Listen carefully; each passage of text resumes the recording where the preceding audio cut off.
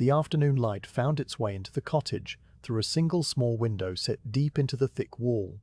This window was not large, made of several panes of slightly wavy glass held together by lead strips that cast faint criss-crossing shadows onto the pale plaster beside it. The glass itself was imperfect, carrying tiny bubbles and faint ripples that bent the sunlight just enough to soften everything it touched. Outside, the street was so quiet that the light seemed to be the only thing moving, arriving without hurry as it did every afternoon when the sun slipped past the tall gabled houses and found this particular opening. It began as a narrow slant of pale gold that rested on the worn stone sill, warming the grey surface until it held a gentle dusty glow. For a long while that slant did nothing but lie there, a stripe of brightness that expanded by the width of a thread with each passing minute. The room it entered was small and square, its walls washed in a soft cream color that had mellowed over decades into something closer to the inside of a nutshell. A low ceiling of heavy beams crossed overhead, the wood darkened by time and smoke from a hearth that was not lit on this mild afternoon.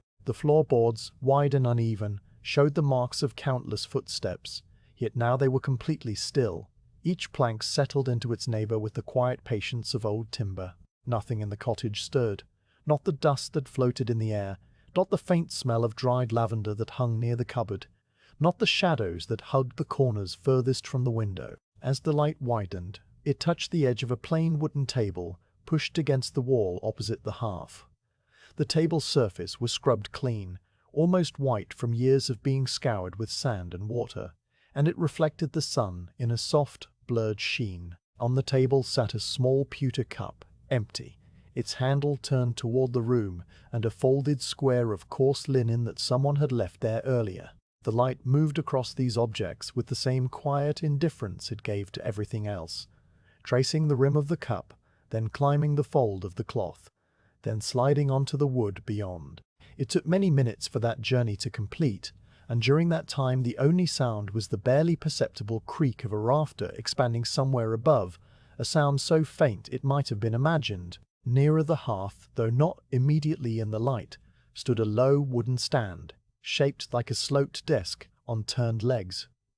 Resting on that stand was a Lacemaker's pillow, a large, firm bolster covered in dark green wool, round and plump like a small barrel. From its curved surface hung 100 bobbins, each one a slender piece of turned wood, some the color of honey, others a deeper walnut brown, all of them polished smooth by the constant movement of fingers over many afternoons. They hung in pairs, each pair connected by a length of fine flax thread that ran up to a partially completed strip of lace pinned to a pattern on the pillow. At this moment, before the Lacemaker had arrived, the bobbins were motionless, resting against one another in a silent tangle of thread and wood, like a cluster of reeds frozen at the edge of a pond. The light had not yet reached them, so they waited in the cool shadow of the pillow, their shapes only hinted at by the faint gleam along their rounded ends. The window light, now a broader column of gold, began to capture the dust motes that drifted slowly through the air. They appeared as tiny floating specks, thousands of them, each one suspended in the still atmosphere, moving in gentle currents too slow for the eye to follow. They sparkled for a moment when they passed through the light, then vanished into the darker parts of the room, only to be replaced by others equally unhurried. This dance had been going on for hours, since the moment the sun first angled through the glass, and it would continue until the sun left the window entirely, a quiet, invisible drift that asked nothing of anyone. It was into this silent presence of light and dust that the Lacemaker stepped, pushing open the cottage door with a soft pressure that made no sound above a whisper. She was a woman of middle years, dressed in a simple wool gown of a brownish-grey tone, with a white linen cap covering her hair and tied beneath her chin. Her movements were slow, not from age but from habit, a kind of deliberate economy that came from spending entire days in one position, working at the pillow. She crossed the room without rush, her leather shoes making only the softest scuff on the boards, and she settled onto the wooden chair that waited beside the lace stand. The chair gave a tiny, subdued groan as her weight settled into it, then fell silent, accepting her as it had accepted her every afternoon for years. Before beginning, she sat for a moment with her hands resting lightly on her lap, her eyes taking in the pillow as a musician might regard an instrument before touching it. The room held no tension, no expectation. It simply contained her, the way the light contained the dust, as part of its ordinary fabric. The air was exactly as it had been a moment before, full of the same drifting particles and the same faint scent of clean wool and old wood. Outside, a pigeon cooed once from a rooftop and then was quiet, its sound absorbed by the thick walls as if it had never occurred. The Lacemaker drew a slow breath through her nose, letting it out just as slowly, a rhythm that matched the quiet pulse of the afternoon. The light had by now reached the edge of the lace pillow. It lay across the dark green wool in a stripe that followed the pillow's curve, illuminating the tiny pinheads that dotted the pattern pinned there. Each pinhead was a little sphere of brass no bigger than a seed, and they caught the light in a row of faint, warm glints. Beneath them, the parchment pattern showed its pricked holes as minute shadows, a map of what was to come. The bobbins closest to the light gleamed more visibly now, their threads catching the sun so that the flax appeared almost translucent, each strand a thin line of pale gold. The ones further back remained in shadow, dark and cool, forming a gentle gradient from brightness to dusk across the pillow's surface. The Lacemaker leaned forward just slightly, a movement so small it barely disturbed the air, and she brought her hands to the pillow's edge. Her fingers were long and capable, the skin soft from constant contact with the thread yet marked by tiny calluses at the tips where she pushed the pins. She did not pick up any bobbin yet. Instead, she let her hands rest on the cool green wool, feeling the familiar firmness of the bolster beneath. Her left hand curled around the side of the pillow, while her right hand hovered over the bobbins as if measuring the distance between each pair. The afternoon was so still that the sound of her own breathing was the loudest thing in the room, a gentle tide that came and went without effort. Gradually, the stripe of sunlight moved a fraction further, now touching the first row of bobbins directly. The wood of these bobbins seemed to drink the light, showing every fine grain and every tiny nick earned from years of gentle collisions with their neighbors. They were carved with a small bulb at the end and a narrow neck where the thread was wound, and each one hung at a slightly different angle, creating a quiet visual rhythm of lines and curves. The thread itself, so finely spun, looped up to the pattern in a series of soft arcs that crossed one another in a complex yet orderly web. Nothing was tangled. Everything had its place, even in stillness. The Lacemaker finally lifted one bobbin, the one nearest her right hand, and held it between her thumb and forefinger. She did not move it far, just enough to feel its weight, the small heft of the wood and the slight tension of the thread pulling back. Then she set it down again, exactly where it had been, as if she were simply greeting it before the work began. She repeated this with the next bobbin, lifting it a fraction, feeling the thread's resistance, and returning it to rest. Each bobbin she touched gave a tiny click as it settled against its pair, a sound so soft it was more like the memory of a sound, a wooden whisper that dissolved into the quiet. She did this for perhaps a dozen bobbins, moving along the row with an unhurried patience that seemed to stretch time into a comfortable, shapeless thing. During this small ritual, the light continued its slow advance. It now lay fully across the front half of the pillow, warming the green wool so that the color deepened, taking on a richer, mossy tone. The brass pins glowed like a row of tiny candle flames, and the dust motes danced more thickly here, as if drawn to the brighter air. The Lacemaker's hands moving in and out of the light were alternately illuminated and shadowed, the skin glowing amber one moment, then returning to a soft pale hue the next. There was no shadow of hurry in any of this. The afternoon was long, and the pattern would grow at its own pace, petal by petal, leaf by leaf. Outside, the world of Bruges carried on in its own muted way. A cart passed somewhere in the distance, its iron-rimmed wheels making a low rumble on the cobbles, a sound that lasted only a few seconds before fading like a wave withdrawing from a shore. A dog barked twice, then stopped, its voice swallowed by the heavy silence that hung between the narrow streets. The bells of the belfry, far away, struck the half-hour with a single mellow note that floated through the air, reaching the cottage as a soft bronze hum, and then it too was gone. The Lacemaker did not look up at any of these sounds, accustomed to them as one is accustomed to the ticking of a clock or the rustle of leaves, a familiar background that asked for no response. Inside, the room held its own quiet life. A small spider, no bigger than a freckle, was building a web in the corner where the ceiling beam met the wall, its movements so minute they were almost invisible. The hearth, swept clean, gave off the faintest scent of cold ash and old applewood, a dry, slightly sweet smell that mingled with the dust and the lavender.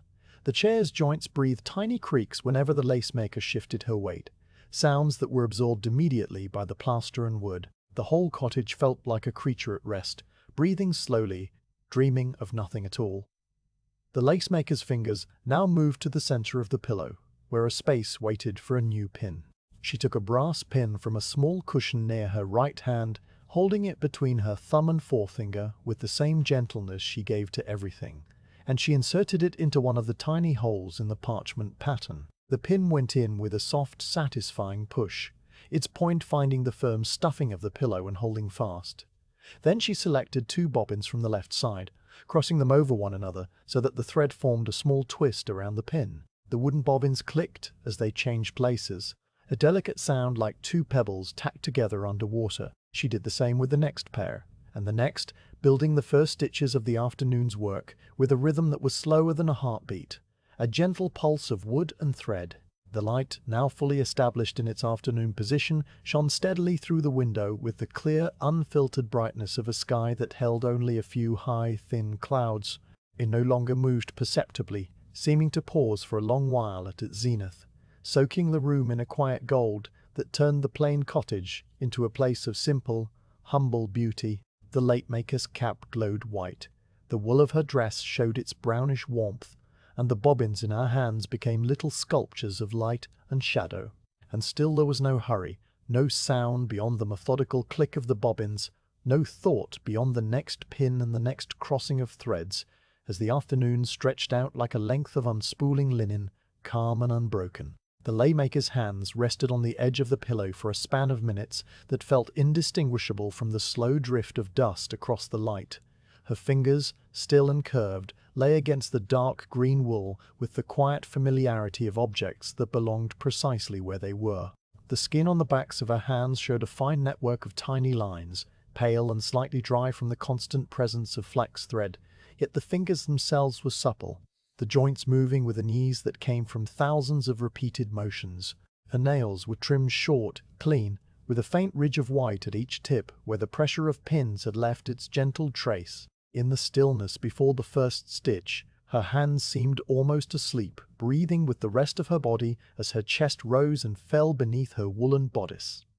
From the pillow, the 100 bobbins hung in their pairs like a suspended forest of tiny turned spindles. Each one was a little length of wood, perhaps 4 inches from rounded top to slender neck, and each had been shaped by a bodger's lathe in some long-ago workshop where the scent of fresh shavings once filled the air. Now they were smooth and dark with handling, the honey-colored ones glowing faintly in the light, the walnut ones absorbing the sun into their deeper grain. Fine thread, the color of unbleached linen, was wound tightly around the narrow neck of every bobbin, forming a small, firm barrel of fiber that held many yards of continuous strand.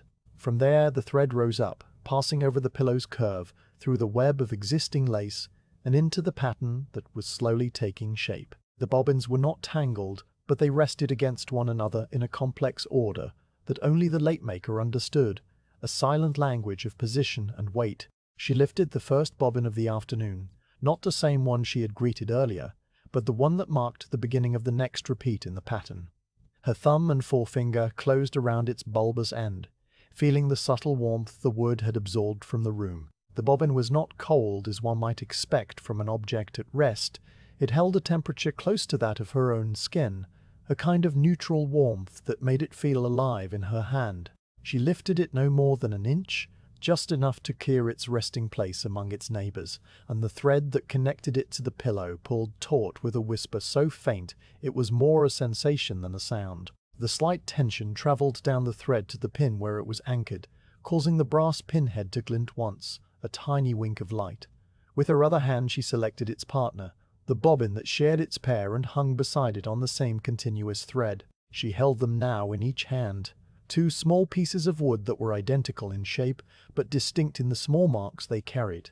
A tiny chip near the neck of the left one, a darker grain line running through the right. They hung from her fingers with an easy balance, their weight no more than a few ounces, yet they felt substantial, grounded, as if they carried the patience of all the hours they had spent in motion. She brought them together slowly, crossing the left over the right, so that the threads twisted once around each other, just above the pin she had set. The bobbins met with a soft, hollow click, the sound of two wooden surfaces touching lightly, a noise that blossomed in the quiet room and then vanished, leaving behind only the memory of its brief existence.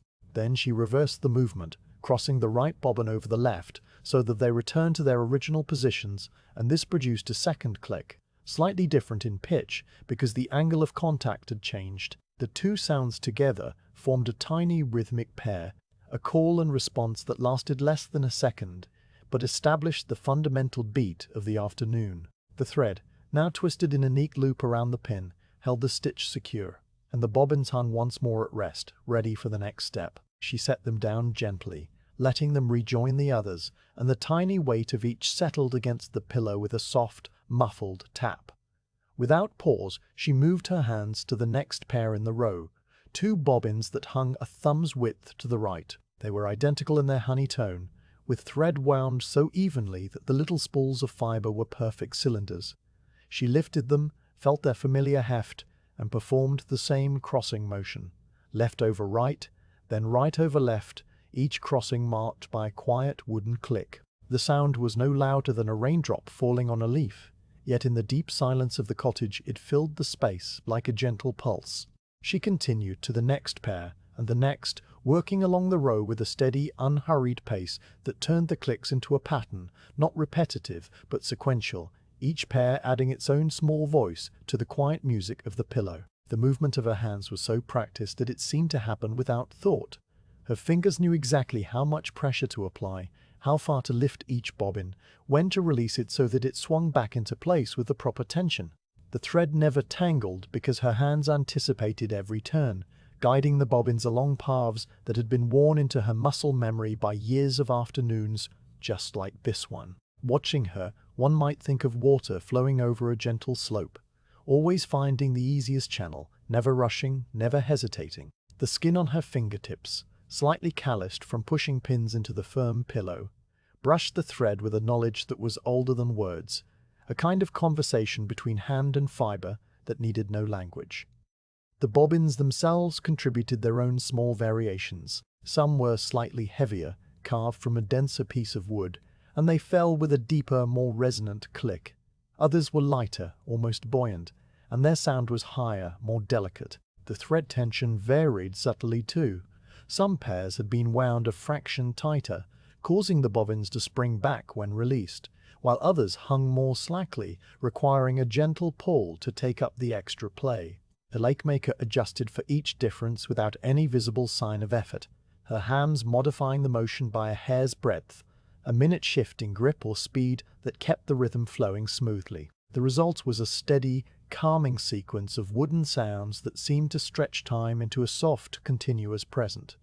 After she had worked her way across the full width of the pattern, she paused, not because she was tired, but because the sequence demanded it. She had completed a whole row of twist stitches, the simplest and most fundamental element of the lace, and now the bobbins lay in their new positions, pairs having swapped places according to the dictates of the pricked parchment. The pattern now held a line of tiny twisted loops, each one a miniature knot that locked the threads together in a precise geometry. She looked at her work without any expression of pride or critique, simply checking, the way a cloud checks its own shape against the sky, and then she reached for the small cushion of pins beside her right hand. The pins were identical, each a slender brass shaft, perhaps an inch long with a tiny round head. She plucked one from the cushion, holding it between the tips of her forefinger and thumb. Its cool metal, a slight contrast to the warm wood of the bobbins. Then she inserted it into the next empty hole on the pattern, pushing it through the parchment and into the resistant stuffing of the pillow with a smooth, even pressure. The pin went in with a sound like a finger pressed against a slightly damp cloth, a soft, breathy push, and then it stood upright, its head a small dot of gold that marked the next anchor point for the threads. Now she returned to the bobbins, but this time she did not simply cross them. The pattern called for a cloth stitch, a slightly more complex movement that involved 4 bobbins instead of 2.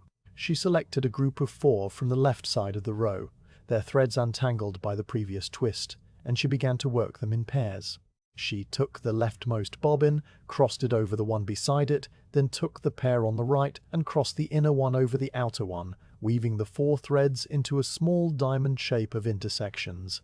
Each crossing gave its own click, and the combined sequence produced a short, delicate rhythm of taps that sounded almost like a whispered code. She repeated the stitch with the next group of 4 and the next, her hands moving in a slow, deliberate dance that traveled along the row like a quiet wave.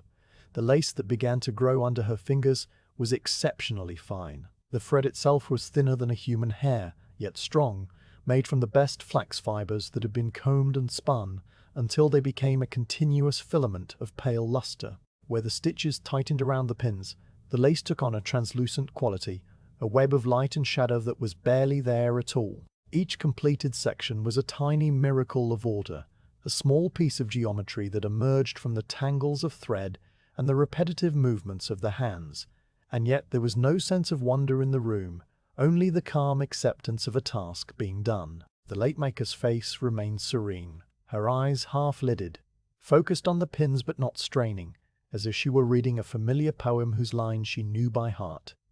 The sounds of the cottage softened around her work. The spider in the corner had paused in its web-building, 8 tiny legs motionless on a single strand. The dust motes continued their eternal drift, passing through the sunlight like a silent procession of tiny lanterns. Outside, the world of Bruges was a muffled murmur, a distant vendor calling something unintelligible, the bark of a dog that was answered by silence, the faintest coo of pigeons on the rooftops. All of these sounds were absorbed by the thick walls and the steady clicking of the bobbins, which remained the loudest and most constant presence in the room, a gentle, lulling heartbeat that asked no questions and offered no answers. The Lacemaker's breathing had fallen into sync with her hands. She inhaled slowly on one stitch, exhaled on the next, her shoulders barely moving under the simple wool dress. The light from the window, which had reached its full afternoon brightness, now fell directly onto her hands, illuminating every detail. The tiny hairs on her knuckles, the faint blue veins beneath the skin, the warm smoothness of the wooden bobbins that had been held by her mother's hands before hers, and perhaps by another's before that. The thread shone like a line of liquid silver where the sun caught it, and the shadow of each moving bobbin played across the green wool like a tiny dancer. She continued, row after row, moving along the pattern with the patience of someone for whom time is not a measure but a medium, like water to a fish. The bobbins clicked, thread pulled taut, pins were inserted and then woven around, and the lace grew by the width of a single stitch every few seconds. There was no hurry to finish, no deadline, no goal beyond the next pin. The afternoon stretched out as endless as the thread on the bobbins, which seemed to hold an infinite supply of flax, and the Lacemaker's hands moved as they always moved, a quiet, continuous song of wood and fiber that was the only song the cottage needed. The pattern that guided the Lacemaker's hands was a piece of parchment no larger than an open book, though its surface held a world of small intentions. It lay pinned flat against the firm curve as the pillow, its edges softened by months of being handled. Its color, the pale biscuit tone of animal skin that had been scraped and stretched and dried long before the cottage walls were built. Across its surface, a delicate design had been drawn in faded brown ink, a design of curling stems and pointed leaves and a single rounded petal that repeated in mirror pairs, each element connected by fine lines that swooped and returned upon themselves without any sign of an ending. The ink had sunk into the parchment fibers with a warm, faintly tremulous quality, as if the hand that once held the pen had been old and careful, but not unsteady, merely unhurried, willing the pattern into being one deliberate stroke at a time. Beneath the drawn lines, pricked holes marked the path of every pin. These holes were so small that a grain of wheat would cover 3 of them, yet they were perfectly distinct, each one a tiny aperture, punched clean through the parchment by a needle that had been dipped in something dark to make the dots visible. They followed the ink lines in a dotted sequence, clustering at the centers of leaves and at the turn of each stem, tracing the spine of the petal with a row of 12-minute punctures. Some holes were set close together, almost touching, while others opened a small gap between them, and the lacemaker knew the rhythm of these spacings as a musician knows the rests in a melody.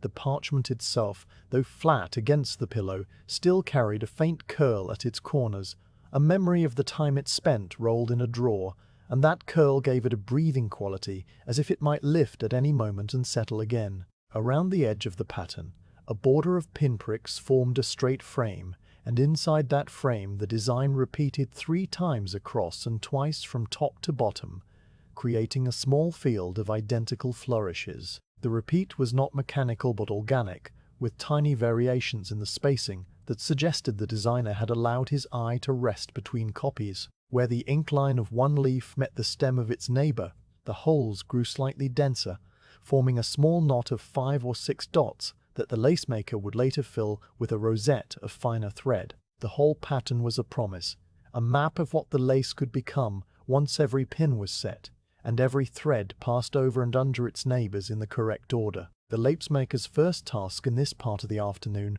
was to insert the pins that would anchor the next section. She had already completed several rows of stitchwork, and the partially made lace lay against the parchment like a pale cobweb caught in a doorway, its threads crossing and recrossing the brass heads of the pins that were already in place. Now the empty holes of the next repeat waited, their tiny mouths open to the air, and she reached for the pincushion with her right hand, her fingers finding the cool brass shafts without the need to look. She withdrew a pin, its head a small sphere that reflected the window light in a single bright point, and she held it poised above the first hole in the sequence. Inserting a pin into the pattern was a motion that required no force, only a steady, guided pressure. She brought the point to the hole, aligned it, and pushed gently, feeling the pin pass through the parchment with a soft, papery give, then enter the dense wall stuffing of the pillow. The pin sank in 1/4 of an inch, then 1/2 an inch, until its brass head rested just above the surface and the tiny shank was held firm, standing upright like a miniature flagpole. The sound of this insertion was not a click, but a hush, the whisper of metal sliding through layers of fiber, a sound that could only be heard in a room as quiet as this one. She repeated the action with the next pin and the next, establishing a row of upright brass sentinels along the curling path of a stem. The parchment itself, with its dark pinpricks now filled by shining brass, became a more visible thing. Where the holes had been empty, the design was only a suggestion. Now it was a statement, a dotted line of gold that followed the ink and gave it dimension. The lacemaker paused after the first 10 pins, her hands resting on the pillow's edge as she let her gaze move along the row she had just secured. She was not evaluating in the sense of judging, simply noting, the way a gardener might note the direction of a vine's new tendril. One pin sat at a very slight angle, no more than a degree or 2, and she reached forward and straightened it with a tiny nudge of her thumb, the adjustment so gentle that the pillow barely registered the movement.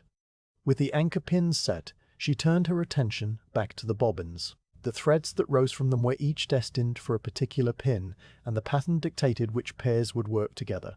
She began to weave the bobbins around the new pins, following the ink lines that curved from the stem into the first leaf shape. The leaf required a series of whole, stitched diamonds, each diamond formed by crossing 4 bobbins in the manner she had practiced earlier, but now the pattern demanded a shift in direction, a turning of the thread path that would give the lace its intended shape. She took the leftmost group of 4 and worked them around the pin at the leaf's tip, a pin that had been set in a hole, exactly where the ink line made its sharpest curve. The bobbins clicked through their motions, and the thread pulled gently against the brass shaft, conforming to the turn. The leaf began to emerge, a small pointed oval of interlocking threads that grew thread by thread, its edges defined by the pins that held them in place. The parchment's roll was silent, but indispensable. It did not move, it offered no resistance except the slight friction of its surface against the threads, and it gave back no sound beyond the faintest rustle when a thread dragged across its textured skin. Yet without it, the lace would have no form. There would be no pins to hold the geometry, no holes to guide the regularity. The parchment was the silent conductor of the pillow's small orchestra, and the lacemaker consulted it constantly, not by looking up from her work, but by feeling the location of the next pin through the memory of where her fingers had just been. Her hands knew the distance between the holes. They measured the gap from one brass head to the next as surely as if they carried a tiny ruler in the nerves. After shaping the first leaf, she moved on to the stem that connected it to the central petal. The stem was a simple line of twisted side stitches, requiring only 2 pairs of bobbins worked in sequence, and this section grew more quickly, though still with the same unhurried pace. The pins along the stem were spaced more widely, creating a loose open weave band that would later be enclosed by a heavier outline thread. The Lacemaker inserted 2 more pins into the holes that marked the stem's midway point, and she worked the threads around them, the bobbins swinging back and forth in their shallow arcs. The noon-bright light from the window fell across the stem as it emerged, turning the linen threads into a pale riband of shadow and light, each stitch a tiny pleat of fiber. As she worked, the parchment received small, almost imperceptible injuries. A flake of its surface lifted where a thread had rubbed too persistently.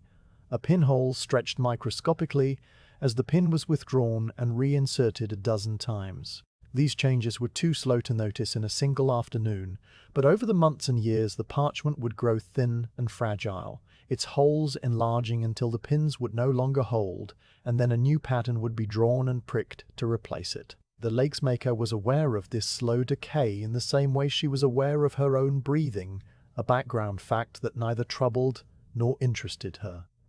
The pattern was a tool, not a relic, though its beauty was undeniable. A quiet marriage of geometry and organic flow. The central petal waited at the end of the stem, a rounded form that required a circle of pins. She set 8 pins in a ring of holes that described the petal's outline, and then she began to fill the interior with the finest stitch of all, a mesh of single-thread crossings that would create a translucent, net-like fabric. This work was the slowest, requiring the most bobbins and the most attention, because each thread had to pass over and under its partners in a specific sequence that left no gap larger than a pinhead. Her fingers moved in and out of the bobbins, selecting 2 here, 4 there, and the clicking sounds grew denser, forming a continuous, soft rattle that was the auditory equivalent of rain on a still pond. The petal took shape from the center outward, the net expanding until it touched the ring of pins, where it was caught and held, a delicate web inside a fence of brass. The pattern demanded that the petal be mirrored on the opposite side, so she repeated the process in reverse, setting a new circle of pins and working the mesh inward. The parchment showed the mirror image in its pricked holes, and she followed it without hesitation, her hands knowing the movements now. The afternoon had grown long enough that the light's angle had shifted a small degree, the stripe of sun now kissing the far edge of the pillow where before it had been centered. The shadows of the pins, which had been short and directly beneath their heads, now stretched to small ovals on the green wool, a quiet clock that marked the passage of minutes without any need for bells or numerals. The Lacemaker paused to brush a stray particle of dust from the parchment surface. The dust had settled there unnoticed, a tiny speck of fiber or fluff that had drifted down from the ceiling, and it would, if left, somehow work itself into a stitch and dull the thread's luster. She removed it with the tip of her little finger, the motion so light it barely disturbed the air, and then she resumed her pin insertion. This small act of care was performed without any fuss, an automatic tidiness that belonged to the same calm rhythm as the stitching itself. The parchment was kept clean, not out of reverence but out of practicality, the same way a baker keeps flour off the floor. The final part of the repeat required an outlining thread, a slightly thicker strand of flax that was wound onto 2 special bobbins kept apart from the main set. These bobbins were carved from a darker wood, almost black in the shadow, and they were heavier, their clicks deeper and more sonorous when they knocked together. The Lacemaker retrieved them from the left side of the pillow, where they had hung waiting, and she began to work them along the outer edge of the leaf and petal, creating a corded border that would enclose the whole design. The thicker thread passed over the existing stitches, binding them into a unified whole, and the sound of these heavier bobbins was a counterpoint to the lighter ones, a lower note that came at the end of each phrase. As she worked the outlining thread, the entire repeat came into focus. The leaf, stem, and petal stood out clearly against the dark green wool, their pale threads luminous in the sun.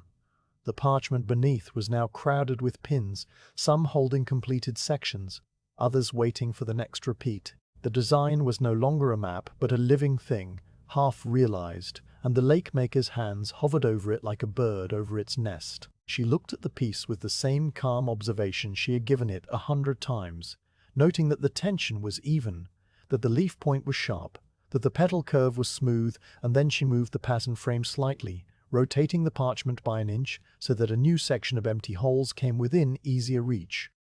The pins shifted position, the threads adjusted, and the work continued. The cottage, all this while, had remained as still as the first moment of afternoon. No footstep had passed the door, no voice had called from the street.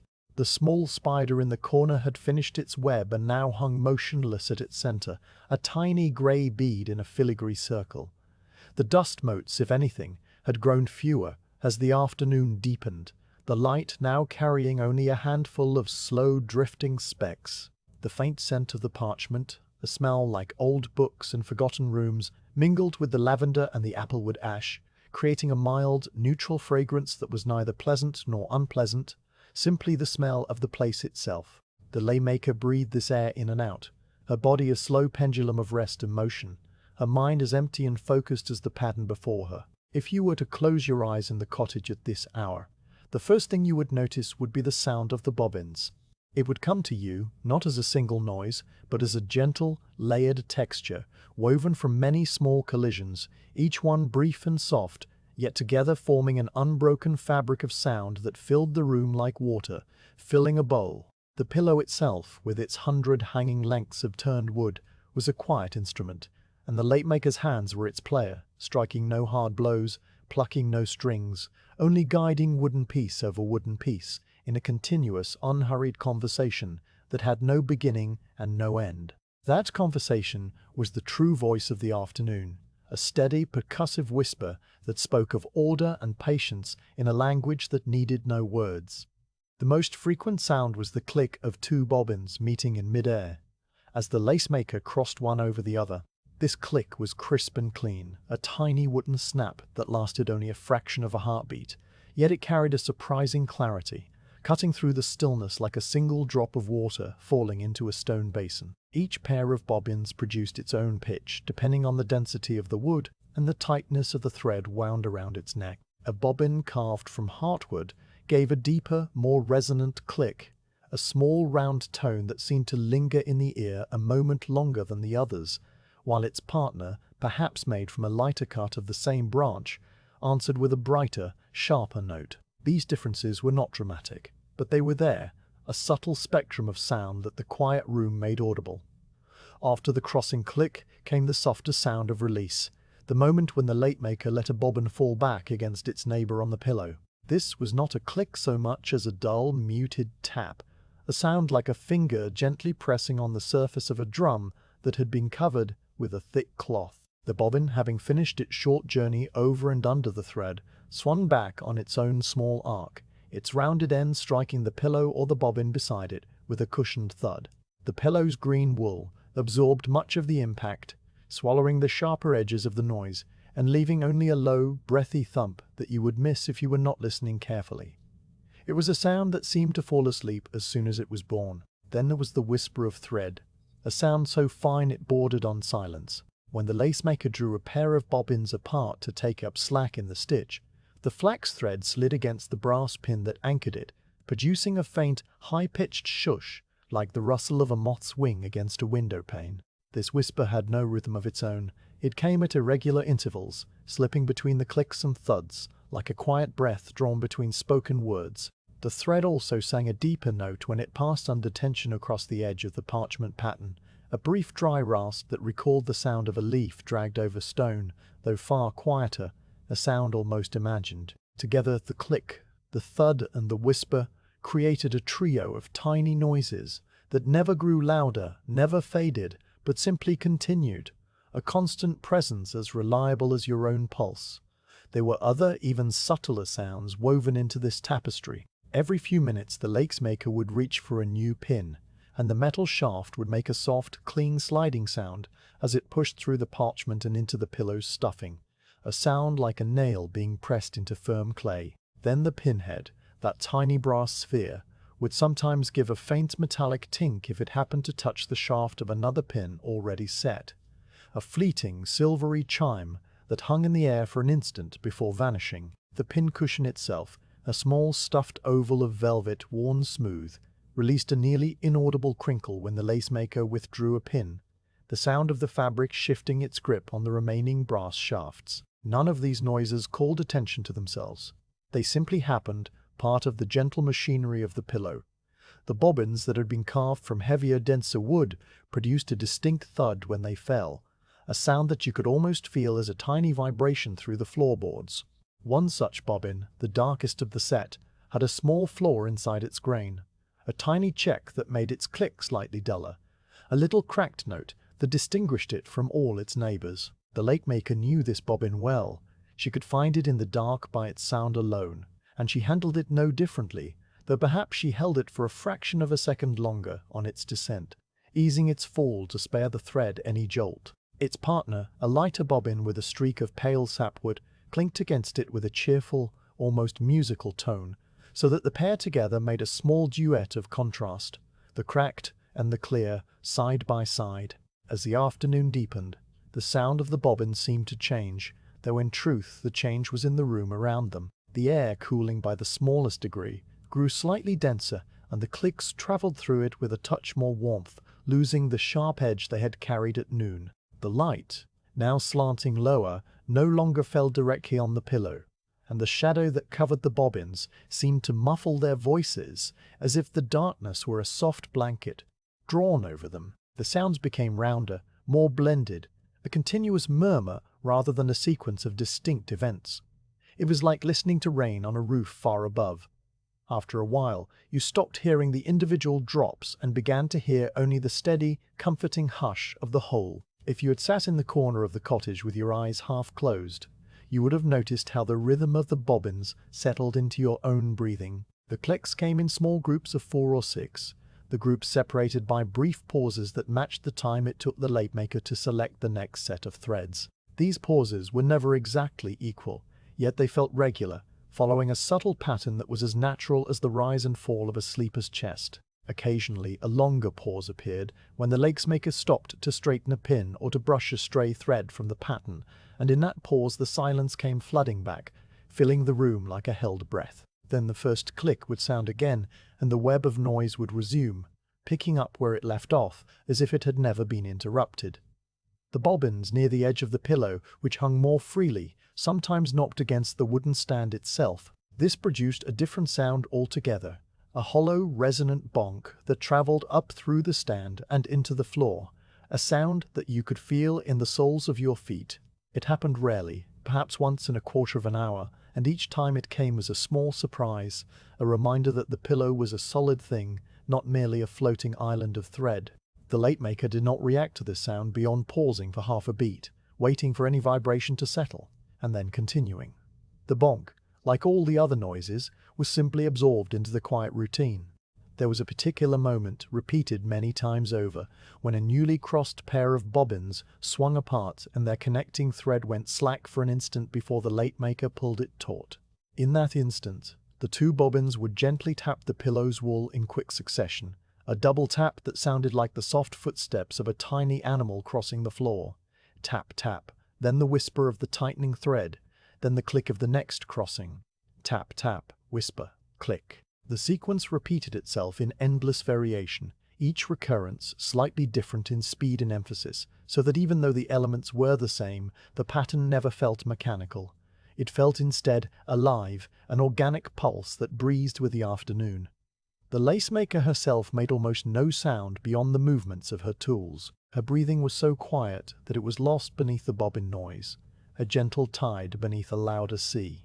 A woolen sleeve brushed the edge of the pillow sometimes, producing a faint, soft shh that was over as soon as it began, and her chair gave its occasional tiny creak, a sound that had become so familiar it was simply part of the cottage's voice. She never spoke, never cleared her throat, never sighed with impatience, and her silence was a deep, comfortable thing that made the bobbin sound stand out all the more clearly. In the absence of a human voice, The wooden clicks and thread whispers spoke for her, telling of a mind at rest, hands working from memory, the world reduced to a few square inches of wool and parchment. As you listened longer, you might begin to hear patterns within patterns. The clicks grouped themselves into short phrases that corresponded to the different stitches, the whole stitch with its double crossing of 4 bobbins, the half stitch with its single cross and return, the gimp stitch where the thick outlining thread passed with a heavier, slower clunk. Each stitch type had its own sonic signature. The whole stitch produced a lively 4-beat rhythm, click, pause, click, click, pause, click. The half stitch gave a simpler 2-beat, a single click followed by its answering thud. The gimp stitch worked with the large dark bobbins, moved at half the speed, and produced a low, almost mournful clonk that punctuated the lighter sounds like a distant buoy bell at sea. These different rhythms wove together, overlapping and interleaving, creating a mesmeric counterpoint that was never the same from one minute to the next. The window, too, contributed its small voice to the chorus. The lead strips that held the glass panes expanded and contracted with the temperature, and occasionally they gave a tiny tick, a sound like a pebble dropped into cotton wool as a piece of lead settled against the stone frame. This tick was not part of the bobbin rhythm, but it inserted itself at odd intervals, a reminder that the world outside still existed, that the sun was moving and the air was cooling. You might have counted the ticks and found that they came perhaps 3 or 4 times in an hour, never in any pattern. Yet each one fell into the quiet so naturally that it seemed composed, a rest note in a long, slow score.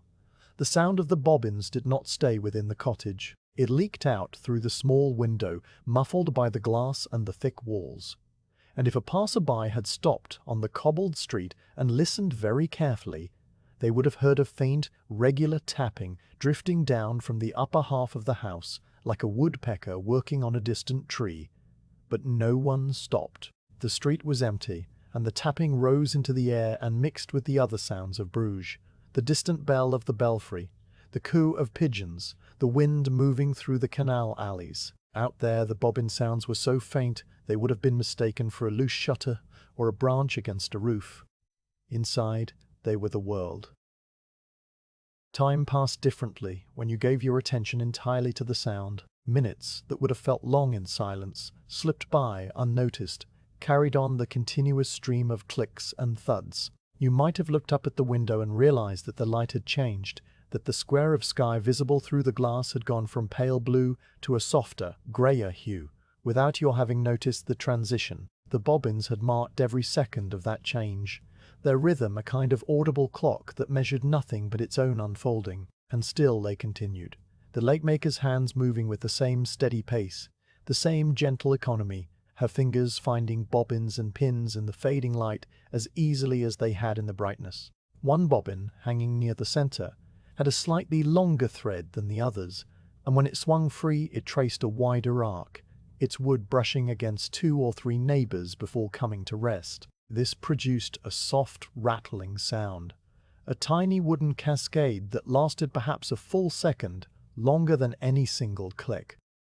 The Lacemaker allowed this.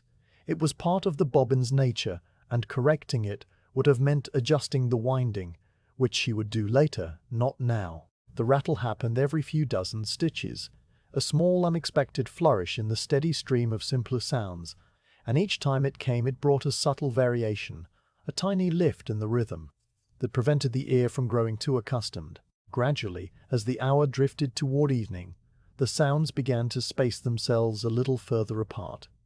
The Lacemaker's hands, tireless as they were, slowed by an almost imperceptible degree, not from fatigue, but from the natural winding down of the day. The clicks, which had once followed one another at the pace of a slow walk, now came with the deliberation of a resting heartbeat. The pauses between groups grew long enough that the sounds of the room became audible again, the slight settling of the floorboards, the rustle of the spider in its web, the very faint whistle of air moving past the window frame.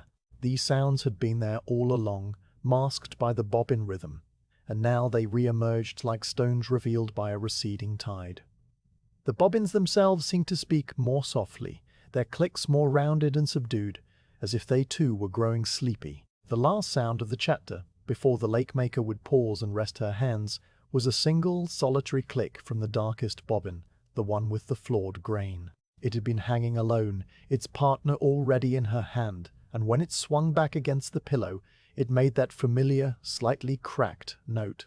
A sound that seemed to summarize the entire afternoon in one small wooden syllable. After that, for a moment, there was no click, no thud, no whisper, only the deep embracing silence of the cottage settling around its one occupant. The 100 bobbins hung motionless, their voices stilled, and the air held the memory of their music like a held breath waiting to be released. The thread that moved through the Lacemaker's fingers on this quiet afternoon had traveled a long way to reach her pillow, a journey measured not in miles but in months of slow transformation. It began not as thread but as a seed, a tiny brown pod dropped into a field of pale sandy soil in a region where the summers were mild and the rain came often but gently. That field, which lay somewhere to the west of Bruges, sloped very slightly toward a narrow canal, and its earth had been worked for generations, turned and retuned until it was as fine as breadcrumbs. The seed that fell there in the early spring was a seed of flax, a plant that would grow straight and slender with a cluster of blue flowers at its tip, though none of that was visible yet. The seed simply rested in the dark soil, absorbing moisture, waiting for the warmth that would wake it, while the clouded sky above rolled slowly in from the sea. After some weeks, a pale green shoot pushed up through the soil, so fine it was barely thicker than the thread it would one day become. It unfurled 2 small oval leaves that turned toward the light, and then a slender stem began to rise, growing almost visibly during the long June days. The flax plant grew in a dense stand, shoulder to shoulder with thousands of others, each one competing for light but finding enough for all, and together they formed a soft rippling sea of green that moved in the wind like a calm ocean swell. Tiny buds appeared at the top of each stem, and then the flowers opened, a shade of blue so gentle it seemed borrowed from the morning sky, each flower lasting only a single day before its petals dropped and left behind a small, round seed bowl. The field, for those few weeks, was a quiet festival of blue, attended by bees that buzzed in a low, contented hum. When the lower part of the stems began to turn yellow and the seed bowls ripened to a pale brown, the flax was ready to be pulled.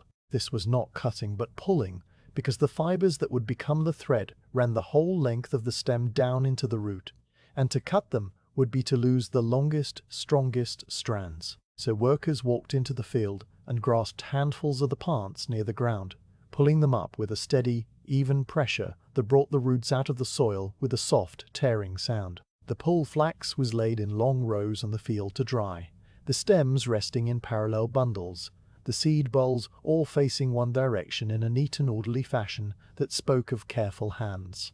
For several days the flax lay under the sun and the passing clouds, drying until the leaves crinkled and the stems lost their green suppleness and became woody and stiff. The next transformation happened in water, a process called retting that required great patience. The dried flax bundles were taken to a slow-moving stream or a shallow pond where they were submerged just beneath the surface and weighted down with stones. Over many days, the water worked its quiet magic, softening the woody outer part of the stem and loosening the bond between the long fibers inside and the pith that held them. The water itself, clear when the flax first entered, grew cloudy and then brown, and a faint, earthy smell rose from it, the smell of things returning to the soil. Bubbles appeared occasionally on the surface, slow and lazy, and when the fibers began to separate easily from the core, the retting was complete. The bundles were lifted out, dripping, and spread on the grass to dry again, the fibers now pale and slightly glossy, like fine, tangled hair. Once dried, the flax had to be broken. This was done with a tool called a brake, a heavy wooden contraption of 2 hinged boards that fit together like a jaw. The dried stems were laid across the lower board, and the upper board was brought down with a controlled, rhythmic motion, cracking the woody core into small pieces without cutting the long fibers inside. The sound of the brake was a loud, splintering crunch that repeated over and over, a noise that might have been harsh if it were not so steady and purposeful. The broken stems were then scraped with a wooden blade, a process called scutching, which knocked away the shattered bits of wood and left behind only the fibers, now loose and flowing, gathered in hanks that shone with a silvery, almost metallic luster. These hanks were bundled together, soft and weightless, ready for the next careful step. The fibers, though clean, were still tangled and coarse, mixed with shorter strands and occasional bits of bark. To prepare them for spinning, they were drawn through a bed of sharp metal teeth, a tool known as a hackle. The flax was pulled again and again over these teeth, each pass separating the long, smooth-line fibers from the shorter toe fibers, aligning them all in one direction until they lay as straight and parallel as threads of rain. The long fibers, called line flax, were reserved for the finest thread, while the shorter toe was saved for coarser cloth and rope. The line flax, after hackling, resembled a length of pale flowing silk, soft and cool to the touch, with a faint natural sweetness that clung to the fingers. It was now ready for the spinning wheel. The spinning of flax thread was a quiet, indoor occupation, often performed near a window where the light was steady. The spinner took a distaff, a long wooden pole, and wrapped the prepared fibers around it in a loose, airy cloud, then fed a few strands into the spindle of the wheel. The wheel turned with a soft, humming rhythm, driven by a foot pedal that rocked up and down with a gentle, monotonous motion.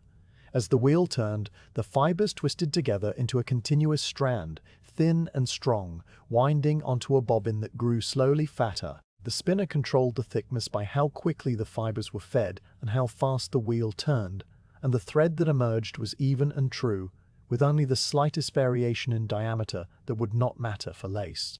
The sound of the spinning wheel was a low, purring whir, punctuated by the occasional creak of its wooden frame, and it filled the room with a sense of patient industry that asked nothing more than the next turn, the next inch of thread. After many hours at the wheel, the bobbins were full, each one holding hundreds of yards of single ply thread.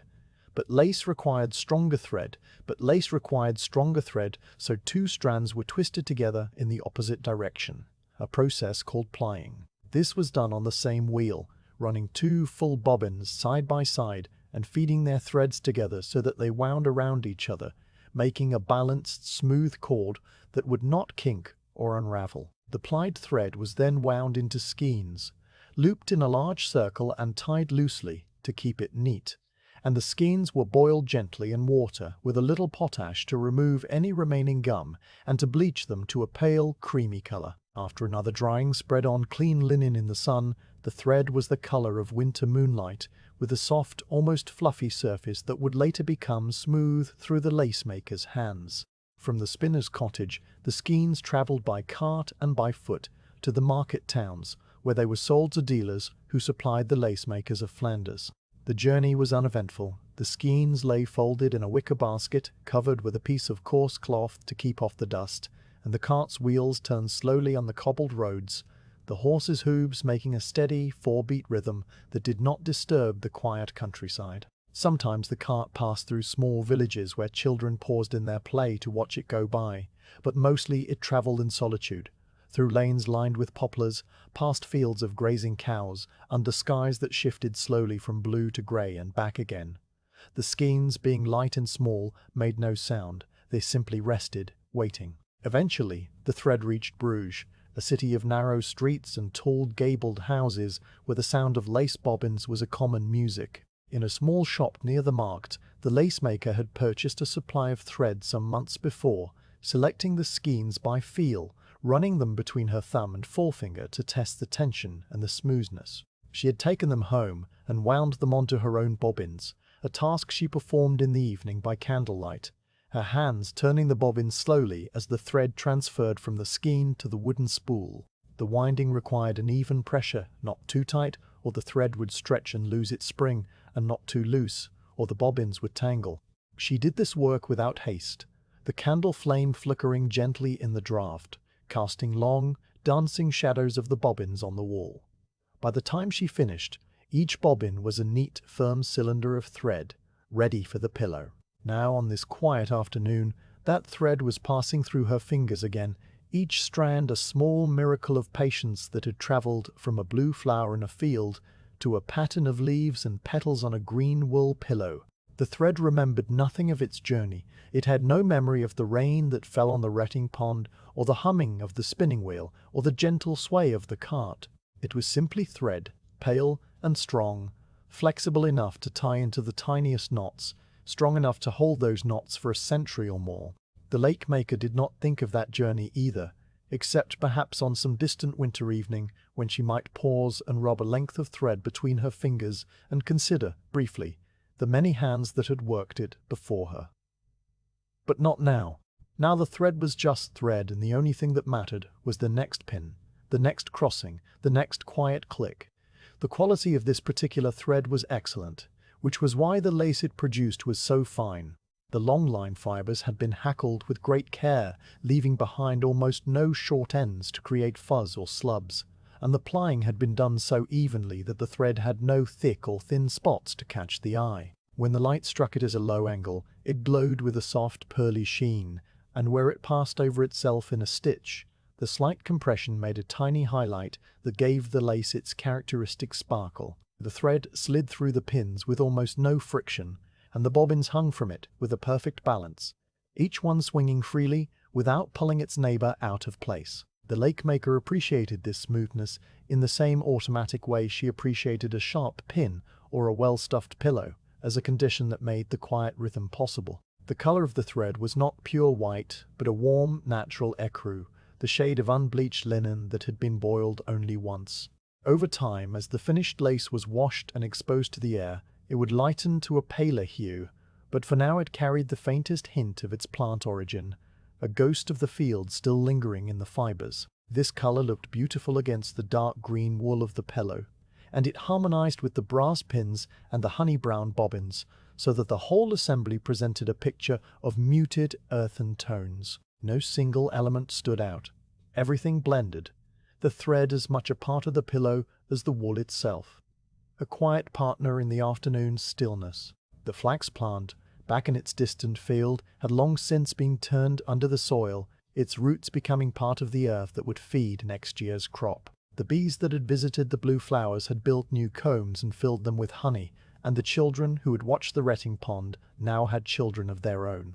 The spinner who had twisted this very thread had set her wheel aside and was perhaps sitting by her own window, looking out at the same afternoon sky that shone on the Lacemaker's cottage. The thread connected all of these moments, though it remained silent about them, content to be a simple length of fiber that tied a piece of wood to a piece of lace. The Lacemaker, drawing another bobbin across its partner, added her own small contribution to that long chain of quiet labor, a link in a chain that had no end and no beginning, just a continuous, gentle pull. The afternoon, which had held its golden center for what felt like a long, suspended moment, began imperceptibly to tilt toward evening. The change was not a sudden event, but a gradual shift, like the slow turning of a page in a book that weighs more than a single hand can lift. The light that entered the cottage window, which had once fallen in a broad, steady column, now narrowed itself, pulling back from the far corners of the room and leaving behind a soft grey shadow that crept outward from the walls.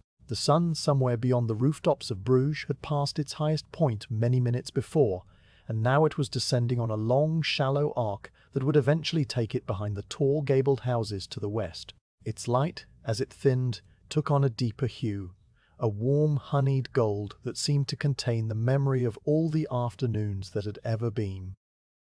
Inside the cottage, the first thing to register this shift was the shadow under the plain wooden table.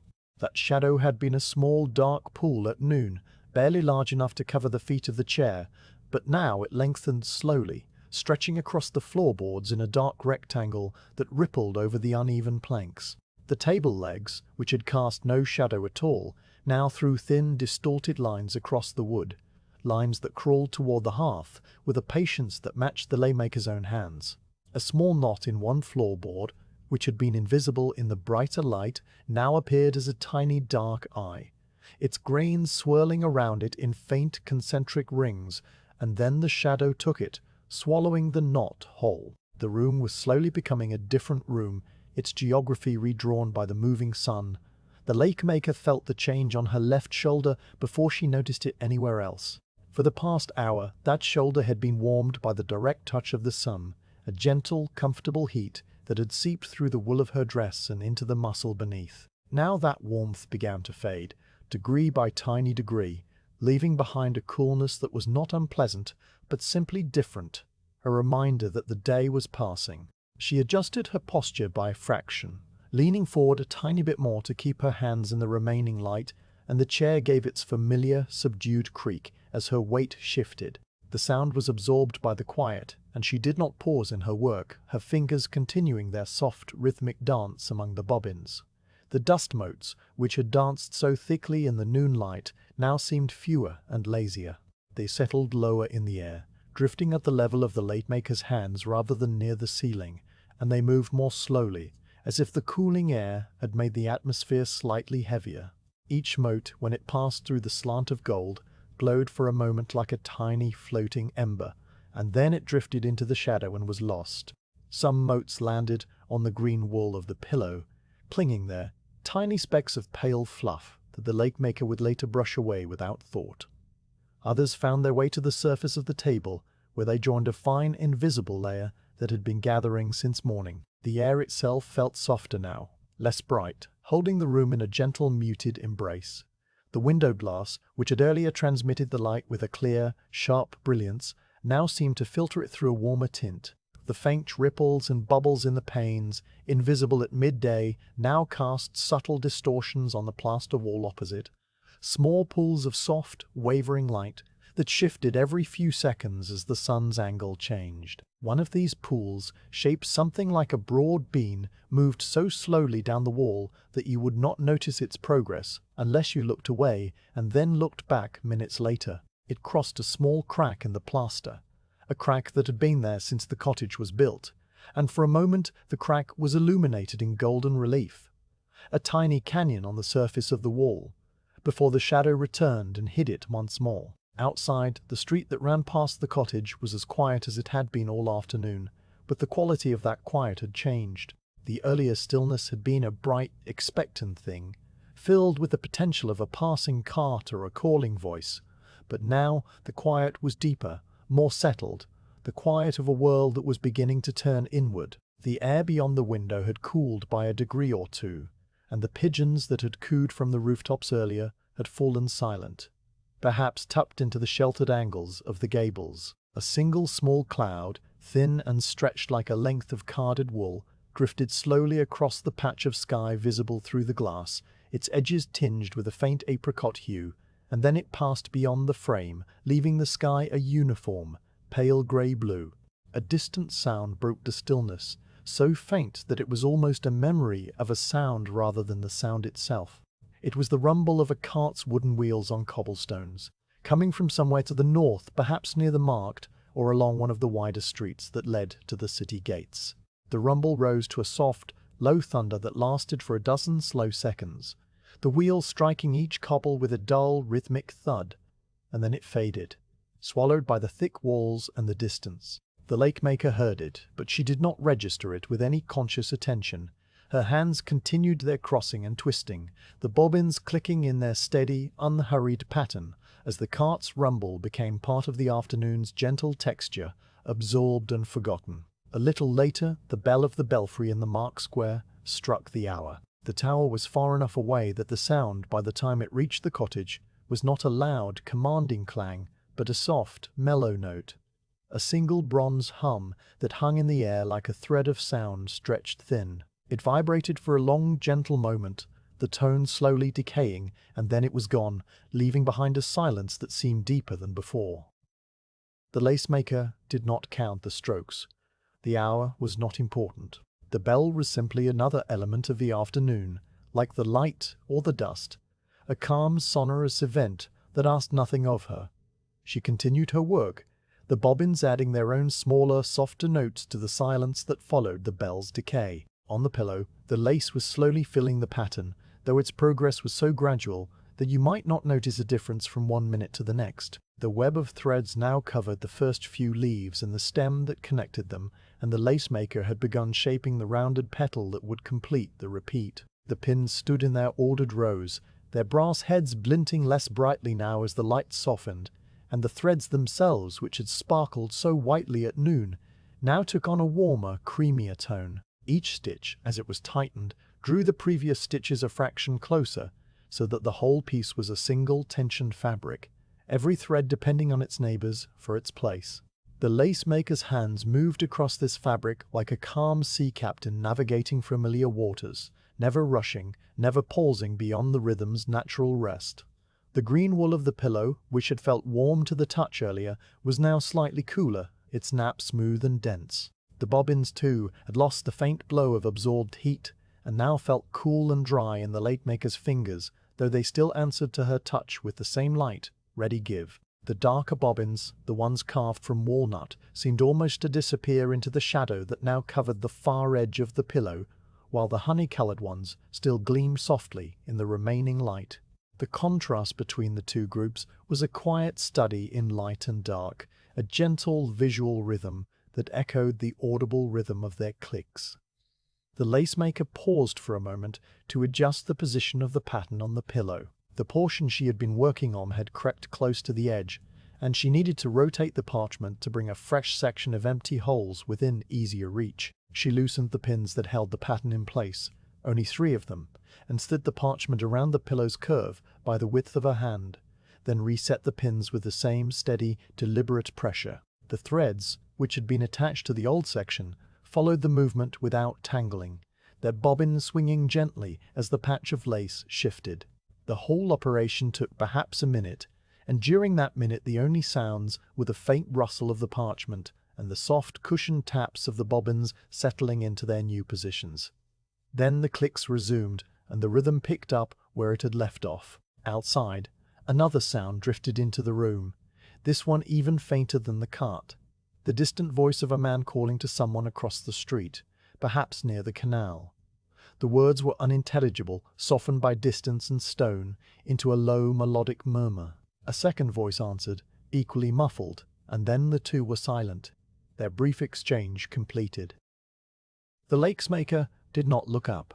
The voices were as much a part of the afternoon as the cloud that had passed or the pigeon that had cooed, a momentary ripple in the deep pool of silence that quickly closed over and was still again. The light, continuing its slow recession, now climbed up the far wall in a long, golden trapezoid that stretched toward the ceiling beam. The beam itself, a thick, dark piece of oak, caught the light along its lower edge, and the deep grain of the wood suddenly became visible, a flowing pattern of dark lines that ran the length of the beam like a frozen river. A small cobweb, strung between the beam and the plaster, shimmered for a moment as the light caught it, each strand a fine line of gold, and then the shadow returned and the web vanished, leaving only the faintest trace in the memory. The spider that had built it, now resting in the corner, did not stir. It had finished its day's work hours before. The air in the cottage, which had been warm and slightly dry at noon, now carried the faintest hint of evening coolness, a freshness that came not from any breeze, but from the simple cooling of the stones. The smell of the room, that blend of old wood, clean wool, and the faint earthy scent of the flax thread, seemed to sharpen a little in the cooler air, becoming more distinct, though still utterly mild. The Lacemaker breathed it in and out, her respiration as slow and even as the rhythm of her hands, a calm automatic tide that required no thought. A small insect, a fly perhaps, or a lone bee, buzzed briefly near the window, its tiny drone rising for a few seconds before fading into silence. It had probably entered through some unseen crack, and now it explored the glass panes, its shadow flickering across the plaster wall in a quick, erratic pattern.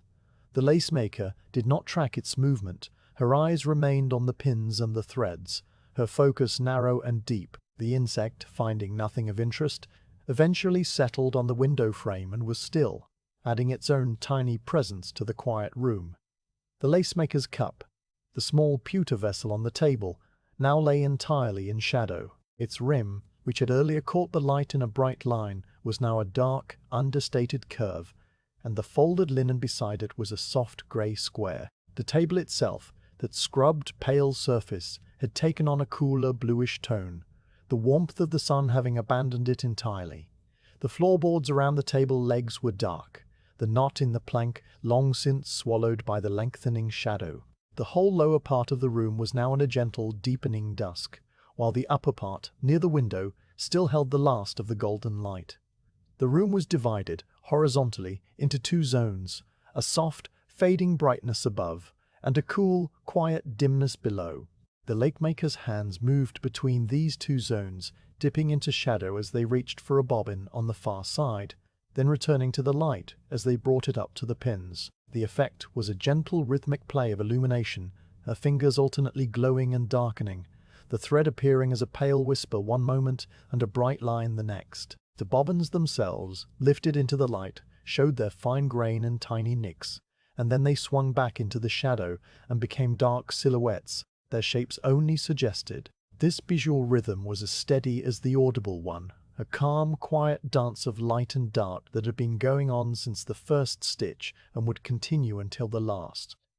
The afternoon, now unmistakably advanced toward early evening, seemed to hold its breath. The window's light, though dimmer, was still sufficient for the Lacemaker's fine work. Her eyes, long accustomed to the varying brightness, adjusted without strain. She worked a little more slowly now, not from fatigue, but from the natural inclination of the day, as if her hands were matching the gradual slowing of the sun. The clicks of the bobbins spaced themselves a touch wider apart, the pauses between groups growing by the measure of a single breath, and the sound of her breathing, which had been inaudible before, now became just barely perceptible, a soft, low tide beneath the wooden rhythm. She reached the end of another row and paused to examine the lace. The light, at its current angle, shone through the open-work stitches and revealed the tiny, precise gaps between the threads, each one a perfect little window of light. The leaf shape she had just completed hung slightly off the edge of the pillow, a delicate, pale form against the dark wool, and it moved faintly in the air, stirred by some imperceptible current. She ran a fingertip lightly over the stitches, feeling for any unevenness, finding none, and then she reached for the next pin. The rhythm resumed, and the room settled back into its quiet, steady state. The shadows continued their slow conquest of the room. They climbed the legs of the chairs, swallowing the turnings one by one, and they crept up the Lacemaker's skirt, a dark stain that rose with infinite patience. Her face, which had been softly illuminated from the side, now lost the light on her cheek, the shadow of her own cap brim falling across her brow, and her hands became the brightest things in the room, the last outpost of the afternoon's gold. The bobbins, still clicking, were now mostly dark shapes with only the occasional glint of light on their polished ends.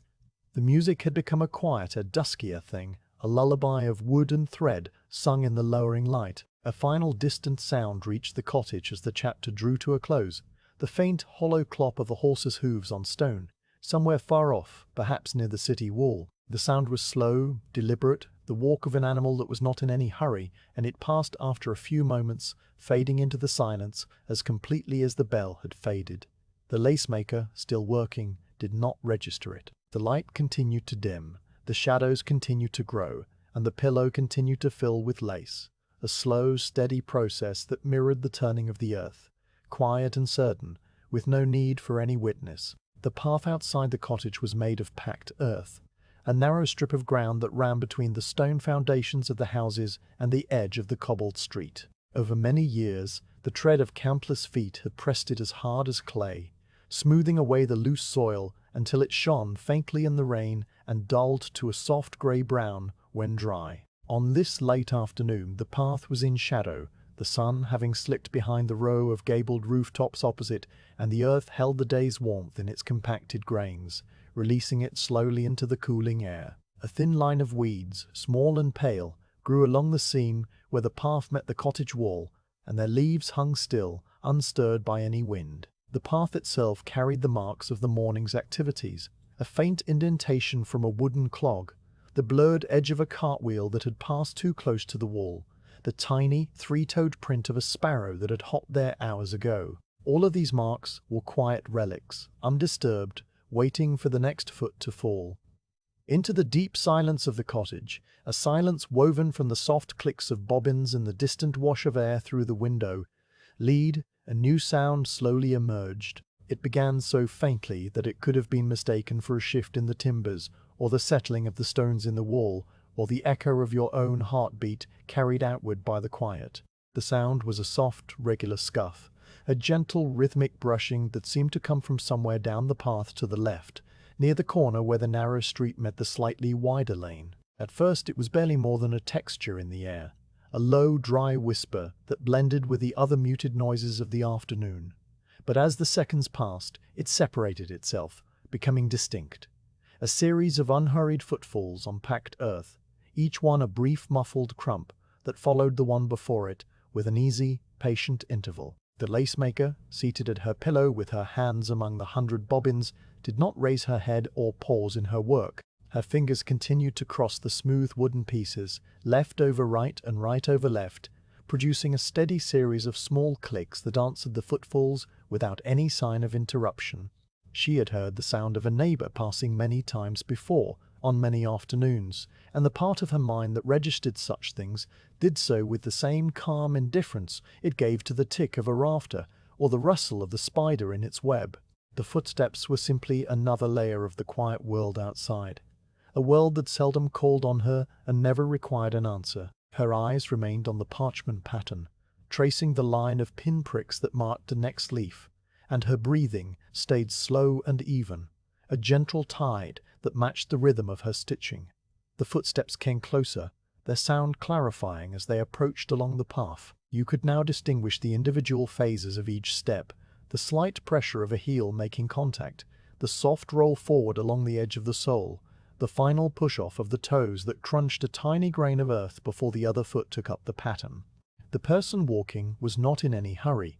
The steps went at a pace that might cover a mile in an hour, a slow, ambling gait suitable for an afternoon errand that had no deadline. The shoes were likely of leather, soft and well-worn, producing a hushed, breathy sound rather than a sharp tap. Sometimes the steps came a little faster, sometimes they slowed by a half-beat, as if the walker had shifted a basket from one arm to the other, or paused to glance at a shuttered window. But the overall progress was steady, a gentle forward drift along the side of the cottage. Near the lacemaker's window, the path widened slightly to accommodate a doorstep of worn blue stone, and it was here that the footsteps slowed to a complete stop. The walker had paused, not at the door but just beside it, perhaps to adjust a load, to draw a breath, or to look up at the pale strip of sky that showed between the rooftops. The sound of the steps ceased, replaced by a deeper silence that settled over the path like a held breath. In that pause, the soft, continuous clicking of the bobbins inside the cottage seemed to grow a little louder, filling the space that the footsteps had left, and then adjusting back to its normal volume as the ear accepted the new quiet. The lacemaker, whose left shoulder was now fully in shadow, continued to work the petal she had begun, her fingers guiding the thread around a brass pin with the same deliberate care, while outside, a mere arm's length away through the stone wall, a neighbor stood motionless, sharing the afternoon's calm. The pause lasted for perhaps half a minute, a small island of stillness in the slow river of the day. A faint sound reached the lacemaker, though she did not interpret it consciously, the soft, dry whisper of a hand brushing dust from a sleeve, or the slight shift of a foot as the neighbor's weight redistributed. Then, with no more ceremony than a cloud drifting away from the sun, the footsteps resumed. They moved on past the window, past the doorstep, past the corner where the cottage gave way to the next house, their sound now receding with the same unhurried pace they had brought. The crunch of earth under leather grew softer, the distinct roll of the foot less pronounced, until the footfalls began to blend back into the general murmur of the city. A few faint, scattered taps that might have been anything, the flap of a pigeon's wing, the creak of a distant signboard, the quiet pulse of the afternoon's own deep quiet. Now that the footsteps had passed, the silence they left behind seemed richer than before. The cottage had not been disturbed, the bobbins had not missed a single click, the pins had not shifted, the threads had not tangled. The lacemaker, without having looked up or paused, had absorbed the small presence of another human being as a stone absorbs the ripple of a passing boat, without effort, without notice, without any lasting trace. The sound of the neighbor's walk had been no more an intrusion than the falling of a single leaf, and its departure was as gentle. The room settled back into its monotone, the 100 bobbins weaving their quiet music, the dust drifting in the dimming light, the spider resting in its completed web, and the calm, steady breathing of the lacemaker rising and falling beneath it all. If you had stood outside on the path during that brief passage, you would have seen an elderly man in a brown wool cap and a patched coat, a man who lived 3 doors down and was making his slow way back from the market with a small parcel of cheese wrapped in a cloth. His face was lined but not sad, his eyes fixed on the ground a few feet ahead to watch for uneven stones, and his mouth moved slightly, perhaps in a silent recollection of a conversation held earlier, or perhaps just in the absent habit of old age. He had paused by the Lacemaker's door, not for any particular reason, only because the walk had made him a little short of breath, and the wall offered a place to rest his shoulder for a moment. He had set down his parcel on the blue doorstep, retied the cloth, and then continued on. The pause so brief that he himself would not remember it by the time he reached his own door. He did not know the Lacemaker beyond a nod exchanged on feast days, and he did not think of her now. Her cottage was just another house, her window just another rectangle of wavy glass through which no face had appeared. Inside, the Lacemaker's hands had already worked 2 more rows of stitches since the footsteps had faded. The thread that passed through her fingers came from the same skein that had been wound the evening before, and the bobbin that she now lifted was the one with the tiny chip near its neck, a flaw she registered without thought as her thumb found the smooth indentation. She crossed it over its partner, the lighter bobbin with a streak of pale sapwood, and the two produced their familiar duet of clicks, one slightly cracked, one clear. The sound blended with the memory of the footsteps, which was already fading from the room, replaced by the steady, present hum of the work. The lace on the pillow, which now extended a full inch further than it had when the footsteps first approached, showed no sign of the interruption because there had been none. The pattern had grown as it always grew, leaf by leaf, petal by petal, in a silence that could hold the whole world and still remain quiet. The path outside, now empty, continued to release the day's warmth into the cooling air. The footprint of the neighbor, a soft depression in the packed earth, lay beside the blue doorstep, a mark so subtle that it would be smoothed away by the next rainfall or the next passerby. A few grains of soil had been displaced by his heel, and they now sat on the surface like tiny dark beads, catching the last of the ambient light. The weeds along the wall, which had been briefly disturbed by the passing of his coat, slowly straightened themselves, their pale leaves resuming their former angle. The path was once again still, waiting for no one, asking for nothing, a long, narrow strip of earth that connected one house to another in a chain of ordinary afternoons. The Lacemaker, still working, allowed a small automatic adjustment in her posture. She shifted her weight slightly on the wooden chair, easing the pressure on her right hip, and the chair responded with its usual subdued groan, a sound that had been waiting to happen and now dissolved into the soft clatter of the bobbins. The cushion that padded the seat was thin but sufficient, stuffed with wool scraps that had settled over time into a shape that fit her exactly, and she settled back into it with the comfort of long familiarity. The movement had nothing to do with the footsteps, it was simply the body's quiet request, fulfilled without breaking the rhythm. Outside, the city of Bruges carried on with its muffled life. A distant hammer tapping from a workshop near the canal, a window shutter closing with a soft thud somewhere to the east, the low murmur of a conversation that passed under a stone arch and was gone. All these sounds reached the cottage as whispers, absorbed and softened by the thick walls, until they were no more than a gentle background hum against which the bobbins clicked their clear, distinct notes. Time continued to slide forward, measured not by any clock, but by the slow shifting of the shadows on the ceiling beam and the steady accumulation of lace on the pillow. The neighbor had reached his door by now and was unlatching it, stepping into his own small hallway where the smell of yesterday's bread and dry plaster awaited him. He set his parcel on a shelf, removed his cap, and rubbed his head with a slow circular motion, contemplating the quiet evening ahead. He did not recall his pause by the Lacemaker's door, and if he had been asked, he would have said that he had walked straight home without stopping. The pause had been too small, too natural to leave any mark on his memory. Just as it had left no mark on the Lacemaker's afternoon. The world was full of such tiny pauses, minute intersections of lives that passed without a ripple, and the cottage on the quiet street held this one as easily as it held the light and the dust and the sound of 100 wooden bobbins, each one a small soft voice in the great, calm stillness of the day.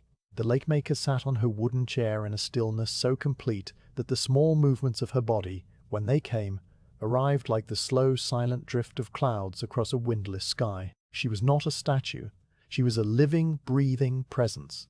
but her stillness was a cultivated thing, shaped by years of quiet afternoons spent in the same position with her hands resting on the pillow and her eyes on the pattern. Her body had learned the chair's contours as the chair had learned hers, the seat and back worn to a smooth, shallow curve that matched the shape of her hips and spine.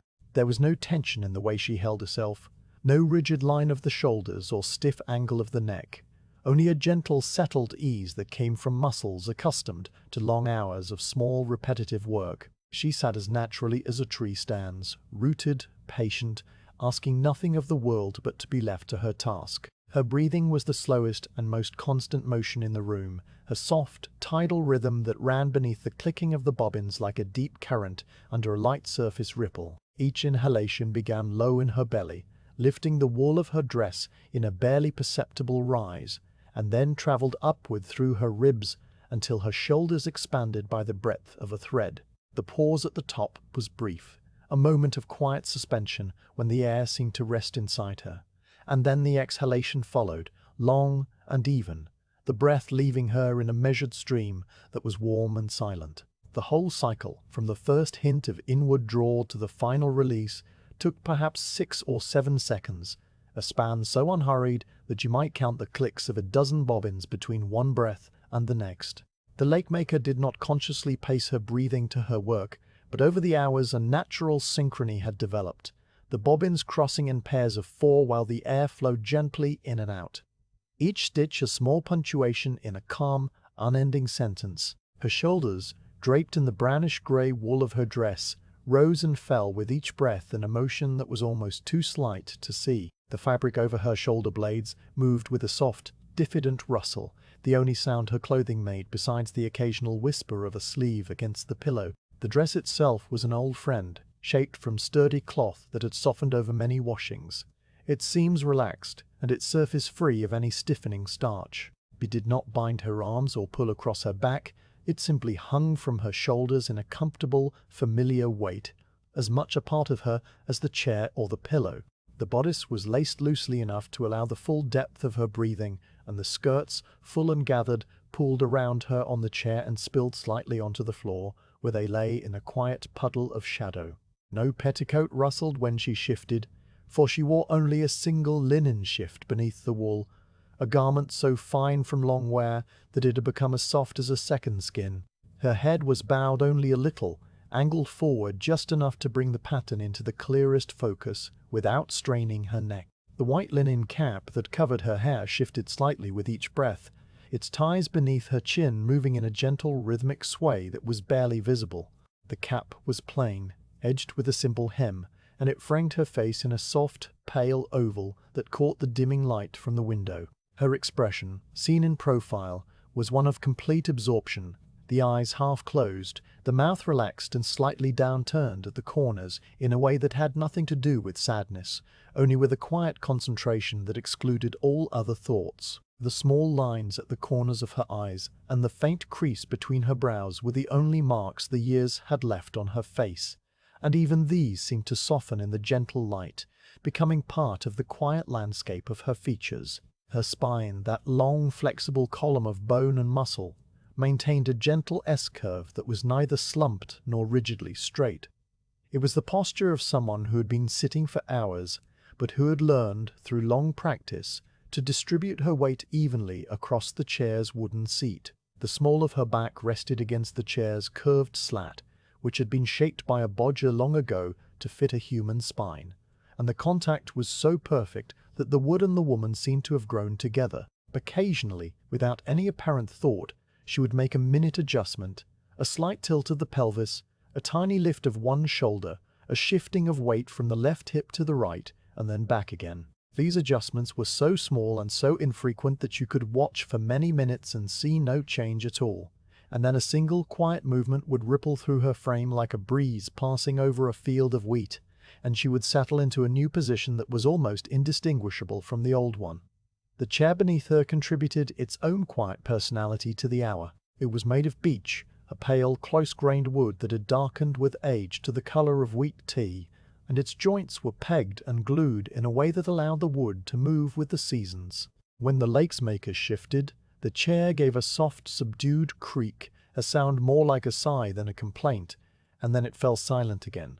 The sound was so familiar that it had become part of the room's vocabulary, a quiet remark that needed no reply. The chair's legs stood squarely on the uneven floorboards, a small wedge of folded linen tucked under one foot to stop it rocking, and the whole construction was as stable and dependable as the woman who sat upon it. The seat had been polished to a soft sheen by the daily friction of her woolen dress, and the armrests, though she seldom used them, were smooth and slightly indented where her elbows occasionally rested.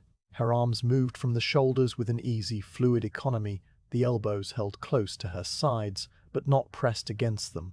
The forearms extended forward to the pillow, the wrists loose and flexible, the hands hovering over the bobbins like two calm birds over a nest. There was no tremor in her fingers, no hesitation or stiffness, only a practiced sureness that came from countless repetitions.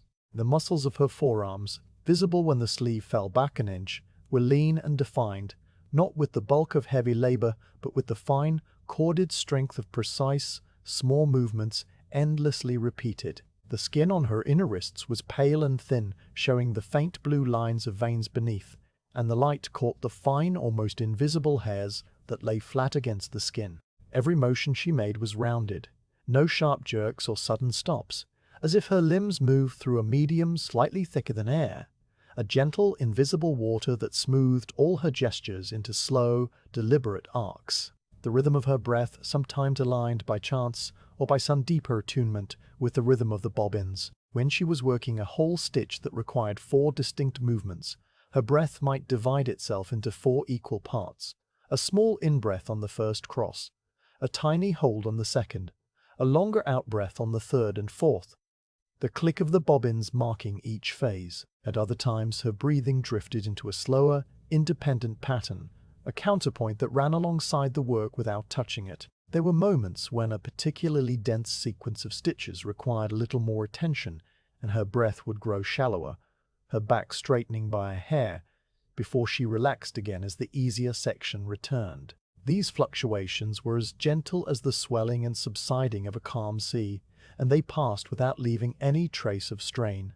Inside her chest, the lungs expanded and contracted within the cage of her ribs, the diaphragm pressing down with each inhalation and rising with each exhalation. The heart, that faithful, tireless muscle, beat a steady, unhurried pace somewhere between 60 and 70 strokes a minute, a pace that had probably not changed since she first sat down. The blood moved through her arteries in a continuous silent loop, delivering warmth to her fingers and toes, carrying away the small wastes of muscle activity, maintaining the quiet hum of life. All of this inner machinery operated without her attention, just as the bobbins moved without her counting them, a deep, autonomic rhythm that was the foundation upon which all the other rhythms rested.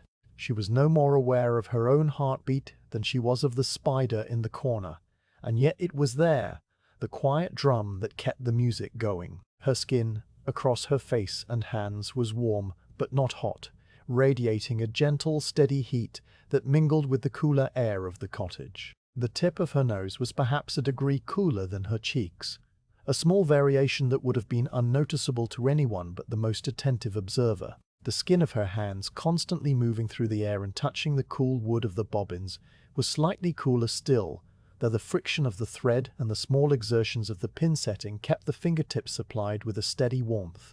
Now and then, without interrupting her work, she would rub the tips of her thumb and forefinger together to remove a tiny speck of wax or a fragment of thread, a gesture so habitual that it was as unconscious as blinking. The warmth of her hands transferred to the bobbins, so that the wood she held most often was fractionally warmer than the bobbins that hung untouched on the far side of the pillow. The Lacemaker's eyes, fixed on the pattern, blinked only occasionally, the lids sweeping down and up in a fraction of a second without her gaze ever leaving the pins. The blink was a small, private rhythm, occurring perhaps every 4 or 5 seconds, sometimes more, sometimes less, depending on the dryness of the air. The afternoon's gentle humidity, which had held steady all day, kept her eyes comfortable, and the soft, indirect light from the window caused no squinting or strain. Her pupils, adjusted to the moderate brightness, were neither dilated nor contracted, sitting at a calm middle size that allowed her to see the fine details of the thread without any effort.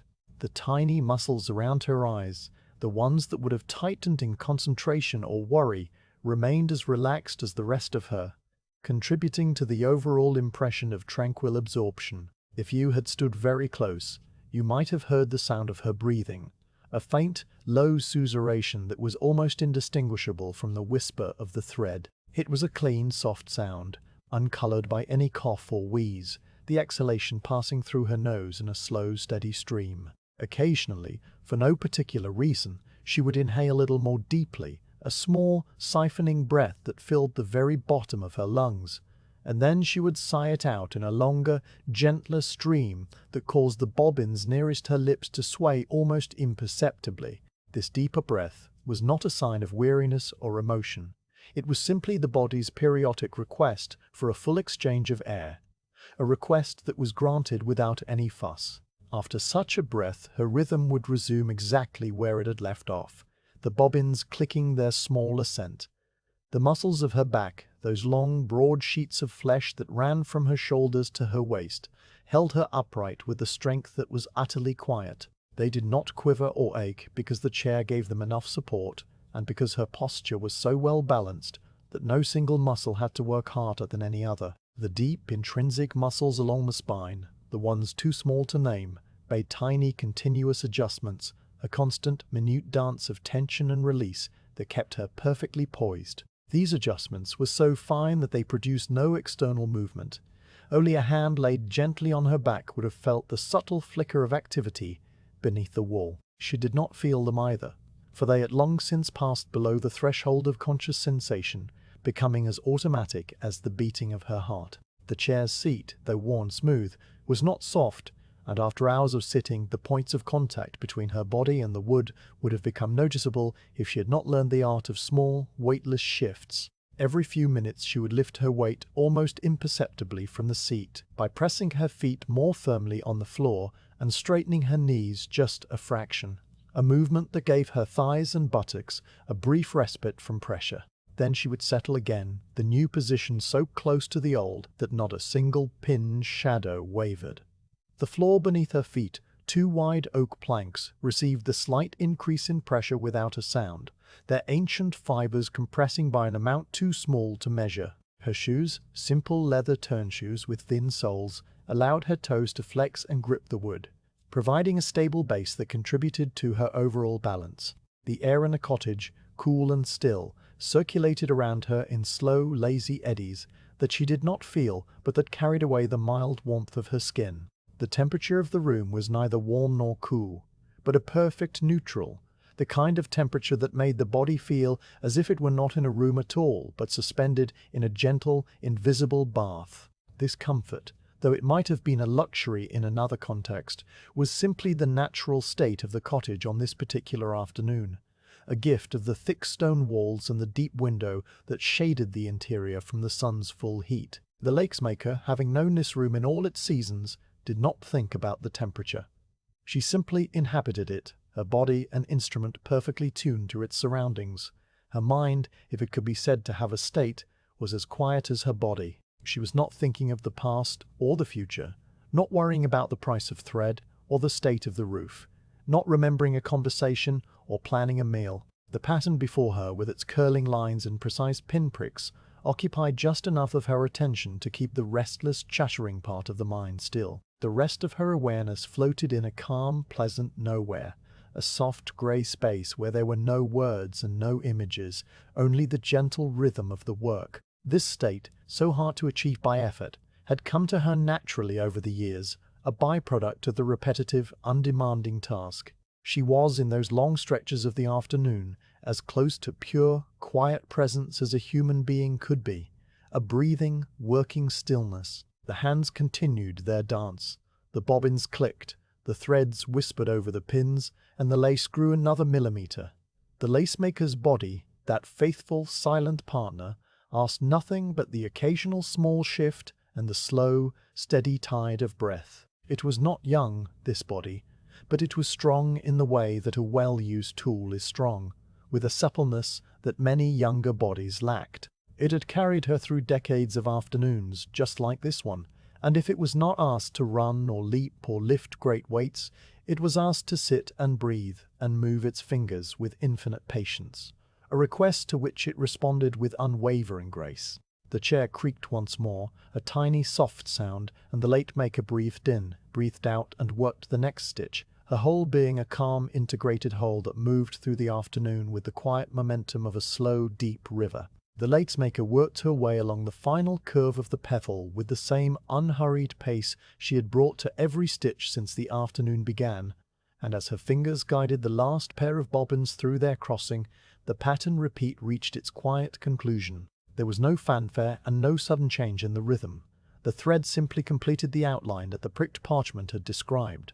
The final pin slid into its waiting hole with a gentle, breathy push, and the small section of lace that had been growing for the past hour lay finished against the dark green wool. It was a modest piece, no larger than the palm of a hand, a delicate strip that repeated the motif of a curling leaf, a slender stem, and a rounded petal in exact miniature detail. The threads, which had been separate bobbins hanging in tangled possibility, now formed a single integrated fabric of interlocking stitches, each one dependent on its neighbors for its shape and tension, and the whole thing was so light that a breath of air would have lifted it from the pillow like a feather. She did not immediately reach for the next pin or the next group of bobbins. Her hands, which had been in motion for so long that their stillness was more remarkable than their movement, came to a rest on the pillow's edge, the fingers curving loosely around the cool wool. The cessation of the clicking left a small, resonant silence in the cottage, a silence that seemed to expand outward from the pillow and fill the entire room. It was not a heavy silence, not the silence of something missing, but a light, expectant quiet, the kind that falls between chapters in a very long book. The 100 bobbins hung motionless, their threads now temporarily anchored by the completed work, and the pins stood in their orderly rows, with their brass heads glinting faintly in the golden late afternoon light. The Lacemaker allowed herself this pause not because she was tired, but because the pattern had arrived at a natural resting place, a small plateau in the slow climb of the afternoon. She regarded the finished section with a calm, level gaze that held no trace of pride or criticism, only a quiet recognition, the way a gardener might look at a newly opened flower without needing to praise it. The lace lay draped over the lower curve of the pillow, its edge just overlapping the green wool, and the light, which now entered the window at a low, slanting angle, illuminated every stitch with a soft, clarifying glow. She could see the evenness of the tension in the way the threads lay parallel to one another without any pulling or puckering, and she could trace the clean, sharp line where the leaf's pointed tip came to its precise, needle-fine conclusion. The petal, which had been the most intricate part of the repeat, displayed its inner mesh of tiny, diamond-shaped openings, each one a perfect little window that let the dark wool show through like a shadow behind a veil. The stem that connected them was straight and true, its twisted stitches forming a neat, corded line that had absorbed the curve of the pins without any wavering. Everything was as it should be, not spectacular, but correct, and correctness was the only measure that mattered. She lifted the strip of lace gently from the pillow, sliding her fingertips underneath it and raising it just an inch into the air. The lace was so fine that it seemed to float above her fingers, a pale, almost transparent web that caught the sunlight and held it in 1,000 tiny intersections. The edges, which had been formed by the thicker outlining thread, were crisp and even, and they held the piece in a firm, regular shape that did not distort when lifted. The weight of the lace was almost nothing, a few grams at most, yet it had presence, a kind of quiet substance that came from the density of the stitches and the quality of the thread. She turned it slightly, letting the light fall across it from a different angle, and the shadows in the tiny opening shifted, revealing the three-dimensional depth of the whole stitches and the flat, smooth surface of the half-stitches. It was, in its small way, a perfectly balanced object, a small marriage of tension and release, of thread and emptiness, of the 100 bobbins' patient clicking. The pause extended itself, gentle and unhurried, as she held the lace up to the window for a final, silent inspection. The glass, with its wavy imperfections and tiny bubbles, softened the light that passed through it, and the lace, held against that mellow, diffuse glow, became a pattern of dark lines on a pale field. Every stitch showed its character in silhouette, The tiny, precise twist of a whole stitch, the smoother crossing of a half stitch, the heavier, corded outline that bound the whole thing together. Any irregularity, any missed pin or slack loop would have been visible in that silhouette, but there were none. The flax thread, which had travelled so far from its distant field, had been guided into a small, perfect order, and the Lacemaker's hands, which had guided it, now held it with a quiet respect that needed no words. She might have smiled, a ghost of a smile that barely moved her lips, or perhaps that was only a shadow passing across her face as the light shifted. There was no joy in the smile, no triumph, only a faint, fleeting contentment that was gone almost before it arrived, replaced by the same calm, level presence that had been there all afternoon. After a moment, she lowered the lace back to the pillow, letting it drape once more against the green wool where it would remain, attached to the rest of the work until the whole length was complete. She did not fold it or put it away. It simply became part of the pillow now, a finished portion that hung just below the working area, a quiet testament to the hours that had passed. The bobbins whose threads were now anchored in this finished section were still attached, their threads running upward into the pattern, and they would continue to be used as the work progressed, their lengths gradually shortening as the lace grew. For now, they hung a little lower, their weight slightly reduced by the thread they had given, and they swayed almost imperceptibly as the lace settled into its resting position. With the inspection complete, the Lacemaker turned her attention back to the pattern on the upper part of the pillow. The next repeat waited, its empty pinpricks forming the same familiar shapes of leaf and stem and petal, a mirror of the section she had just finished. The parchment had been rotated earlier, and now a fresh expanse of prick-marked lines lay directly under her hands, its surface slightly roughened where the needle had passed through it many times before. The pins that she would need were already in her cushion, and the bobbins hung ready, their threads untangled, and their order maintained by the previous sequences. There was no need to reorient herself or to pause for thought.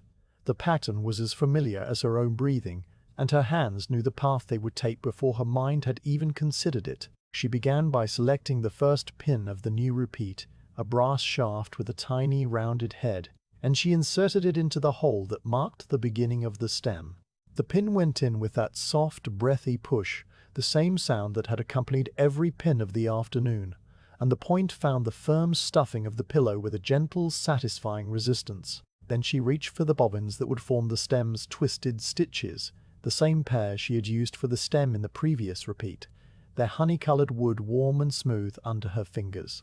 She lifted them, felt their familiar heft, and crossed the left over the right, producing the first click of the new section, a sound that seemed to pick up exactly where the last click had left off, as if the pause had been no more than a drawn breath between verses of a long, quiet song. The rhythm re-established itself without any effort, the bobbins crossing and recrossing in their small arcs, the thread pulling taut around each new pin, the clicks accumulating into that gentle wooden pulse that had been the afternoon's constant companion. The Lacemaker's posture, which had shifted slightly during the pause, now settled back into its familiar alignment.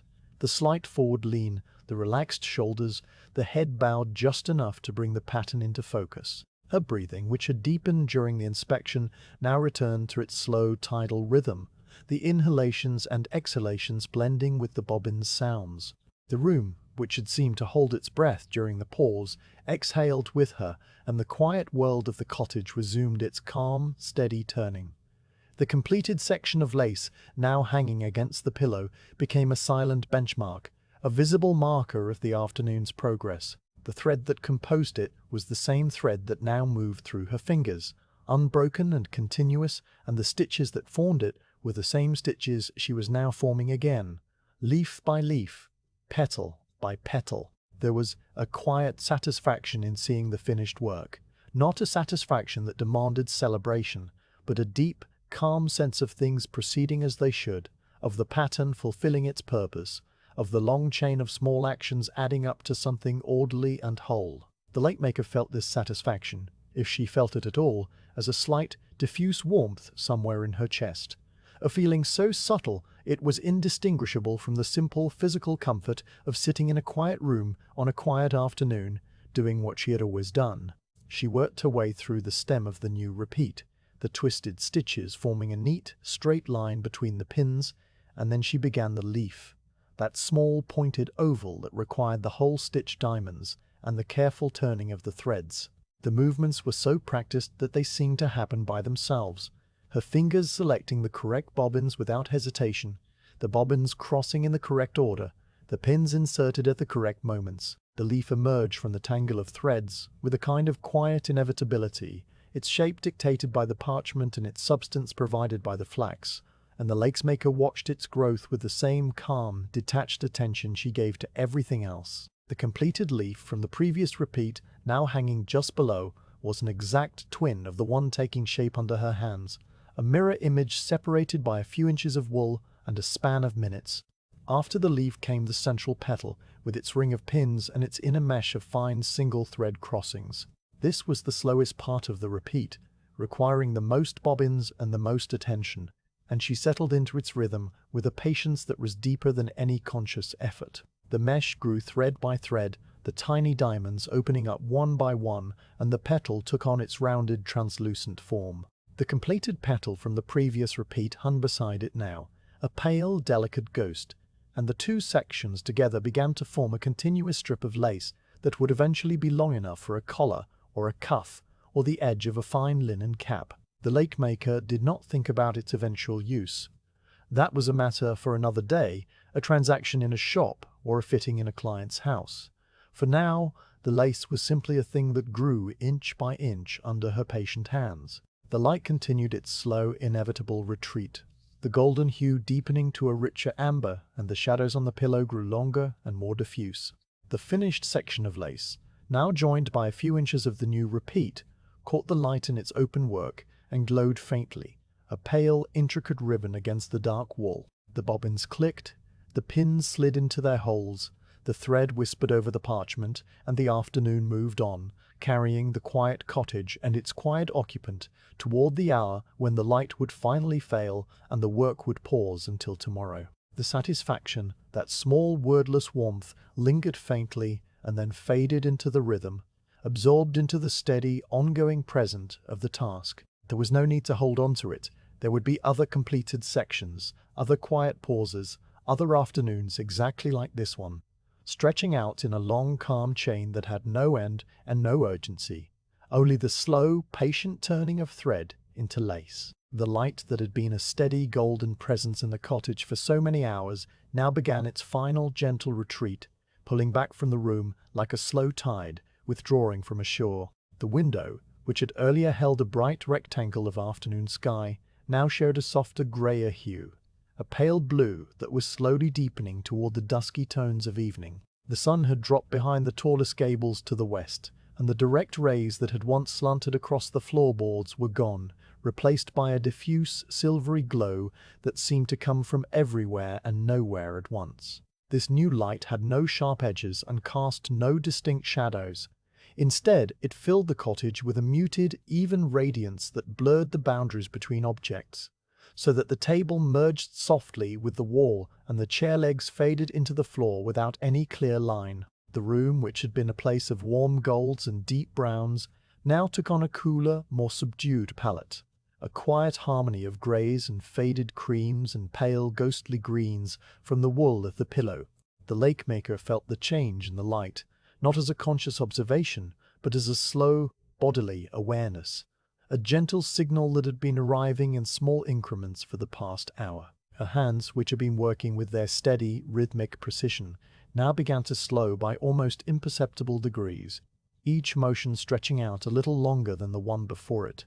The bobbins still crossed and recrossed, the pins still slid into their holes, but the tempo had shifted from the pace of a calm walk to something even more deliberate, a pace that matched the gradual dimming of the room. She did not fight this slowing. It was as natural as the cooling of the air or the lengthening of the shadows, part of the day's quiet, winding down. Her fingers, still sure and gentle, moved through the last few stitches of the current repeat, completing the small section of lace that would be the final work of the afternoon. As the light continued to fade, the sounds in the cottage seemed to soften along with it. The clicks of the bobbins, which had once been crisp and distinct, now sounded more rounded, slightly muffled, as if the gathering dusk had wrapped them in a thin layer of cotton. The thread whisper, that faint high shush against the pins, became less audible, sinking below the threshold where it was a separate sound and blending into the general quiet. Even the small creaks of the chair and the distant ticks of the cooling window blade seemed to occur less frequently, as if the whole cottage was gradually settling into a deeper state of rest. The dust motes, which had danced in the golden column all afternoon, were no longer visible. They had drifted down to rest on the surfaces of the table and the floorboards, joining the fine invisible layer that would await the morning. The air itself felt heavier, cooler, and it carried a faint, fresh scent that came not from any specific source, but from the simple absence of warmth. A clean, empty fragrance, like the smell of evening in a quiet place. The Lacemaker finished the stitch she had been working on, a simple crossing of two bobbins that formed the edge of a leaf, and then she paused with her hands resting lightly on the pillow. She did not reach for the next pin, and she did not select the next pair of bobbins. Instead, she let the rhythm come to a natural stop, the way a musician lets the last note of a piece fade into silence. The 100 bobbins hung in their pairs, motionless now, their threads taut but not strained, their wooden bodies darkening in the dim light until they were little more than a series of gentle, vertical shadows against the green wool. The pins, which had been glinting all afternoon, now held only a faint, pewtery sheen, their brass heads no longer catching any brightness. The pattern on the parchment was still visible, its pricked holes dark and distinct, but the details of the ink lines were beginning to blur, the fine strokes merging into the general softness of the fading day. She lifted her hands from the pillow and placed them on her lap, a simple, quiet gesture that marked the end of the work. The release of her posture was subtle. Her shoulders, which had been held in a gentle forward curve, relaxed back by a fraction, and her spine settled more fully into the chair's curved slat. A very small sigh, not of weariness but of completion, passed through her lips, so soft that it barely stirred the air before her face. The room accepted this small sound, and then was still again, quieter than it had been at any point in the afternoon. The chair creaked once as she adjusted her weight, and then it too fell silent, its wooden joints settling into their nighttime positions. Outside, the street that ran past the cottage was now fully in shadow, and the sounds that drifted into the room were the last, sparse noises of a city preparing for evening. A single bird, a blackbird perhaps, sang a brief, fluting phrase from somewhere near the canal, its notes clear and liquid in the cool air, and then it fell quiet. A far-off door closed with a soft, wooden thud, a sound that was swallowed almost instantly by the thick stone walls. The distant bell of the belfry struck a single, low tone, marking the 3/4 hour, and the note hung in the air for a long, gentle moment before dissolving into the silence. After that, there were no more sounds. The city itself seemed to hold its breath, waiting for the night. The Lacemaker sat for a moment longer without moving, her hands folded loosely in her lap, her eyes resting on the pillow before her. She was not thinking in any focused way. Her mind was as still as the room, a calm, empty space that held only the faint after-image of the pattern and the memory of the bobbin's rhythm. The finished section of lace, which now extended several inches down the front of the pillow, was a pale, intricate shape in the gathering dusk, its open-work stitches catching the last of the ambient light and holding it in a faint, ghostly shimmer. The leaves and petals, repeated over and over, formed a delicate, continuous ribbon that was as regular as breathing, a small testament to the hours that had passed. She looked at it without any particular emotion, only a quiet acknowledgement that the day's work was done and done well, and then she slowly pushed herself up from the chair. The movement was unhurried. She rose with a steady, careful grace, her hands pressing lightly on the armrests, her knees straightening by small degrees. The chair gave a final soft groan as her weight lifted from it, a sound that seemed to echo the sigh she had breathed moments before, and then it was empty. She stood beside the pillow for a moment, her tall, calm figure now a dark silhouette against the dim window, and she reached for a length of clean linen that lay folded on the nearby table. This cloth, which had been washed and dried in the sun many days before, was soft and pale, its fibers smooth from use, and she shook it out with a gentle, practiced flourish that made no sound. Then she draped it over the pillow, covering the pattern, the pins, the half-finished lace, and the 100 silent bobbins in a single fluid motion. The white linen settled over the green wool like a layer of fresh snow, its folds falling into natural, easy drapes that hid the work beneath from any dust that might drift down during the night. With the pillow covered, the cottage was now a different place. The active focus of the afternoon, that small, vibrant hub of clicking wood and moving thread, had been put to rest, and the room became simply a quiet, shadowed space, with a table, a chair, a hearth, and a covered shape on a stand. The Lacemaker stood beside the stand for a moment, her hand resting lightly on the linen cover, feeling the cool, smooth fabric under her palm and the firm pillow beneath it. She might have been saying goodnight to the work, or she might have simply been pausing before moving away. The gesture was so small and so private that it could not be read. Then she turned and walked slowly across the room, her leather shoes making the softest scuff on the floorboards, a sound that was more a texture than a noise. She did not light a candle.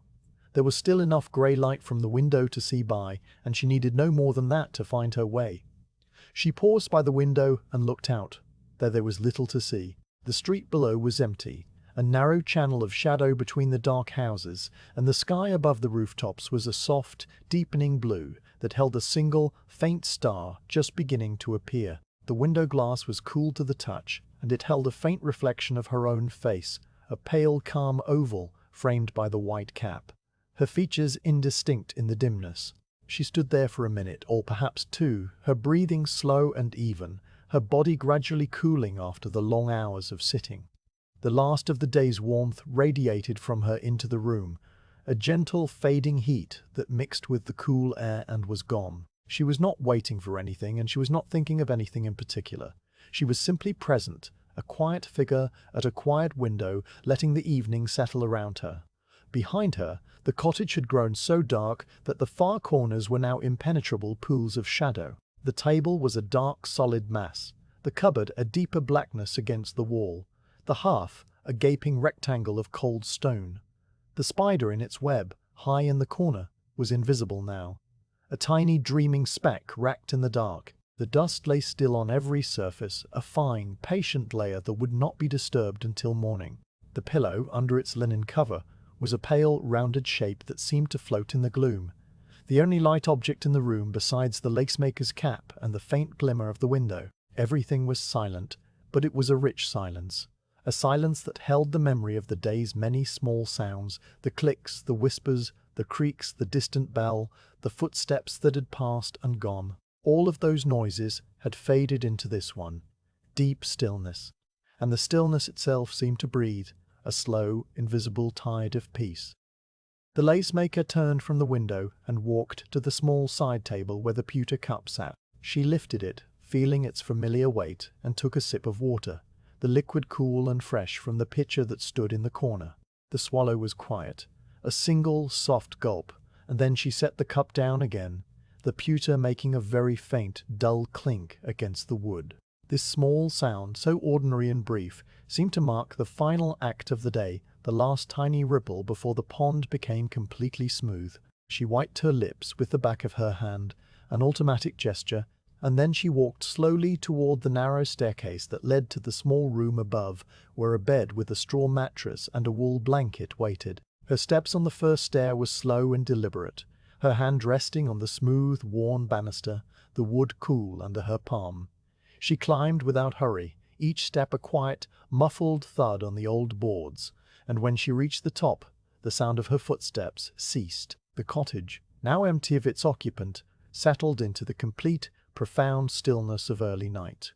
The window, which had been a source of light all day, was now a square of pale silver grey that looked out onto the darkening sky. The 100 bobbins under their linen cover hung motionless in the same positions they had held when the lacemaker set them down, their threads still attached to the pattern, their wooden bodies resting against one another in a silent, orderly cluster. The pins stood upright in the parchment, their brass heads hidden, and the lace, half-finished, lay coiled in its repeated pattern of leaves and petals, waiting for the next afternoon. No wind disturbed the air, no creature stirred in the roof, no voice called from the street. The quiet was so deep that it seemed to have a presence of its own, a soft, enveloping blanket that wrapped the cottage and all its contents in a perfect, undisturbed peace. As the last trace of grey light faded from the window and the sky outside deepened to a dark, velvety blue, the cottage became a part of the night, a silent, sleeping shape among the other silent, sleeping shapes of Bruges. The Lacemaker, in her bed upstairs, had already closed her eyes, her breathing slow and regular, her hands still and relaxed on the coarse blanket. The day's work was done. The pattern was paused, and the 100 bobbins hung in the dark, ready to resume their quiet clicking when the light returned. For now, there was only the stillness, the darkness, and the gentle, endless drift of time, carrying the cottage and its Lacemaker and its small, intricate web of thread through the night toward another afternoon exactly like this one, calm, slow, and full of peace.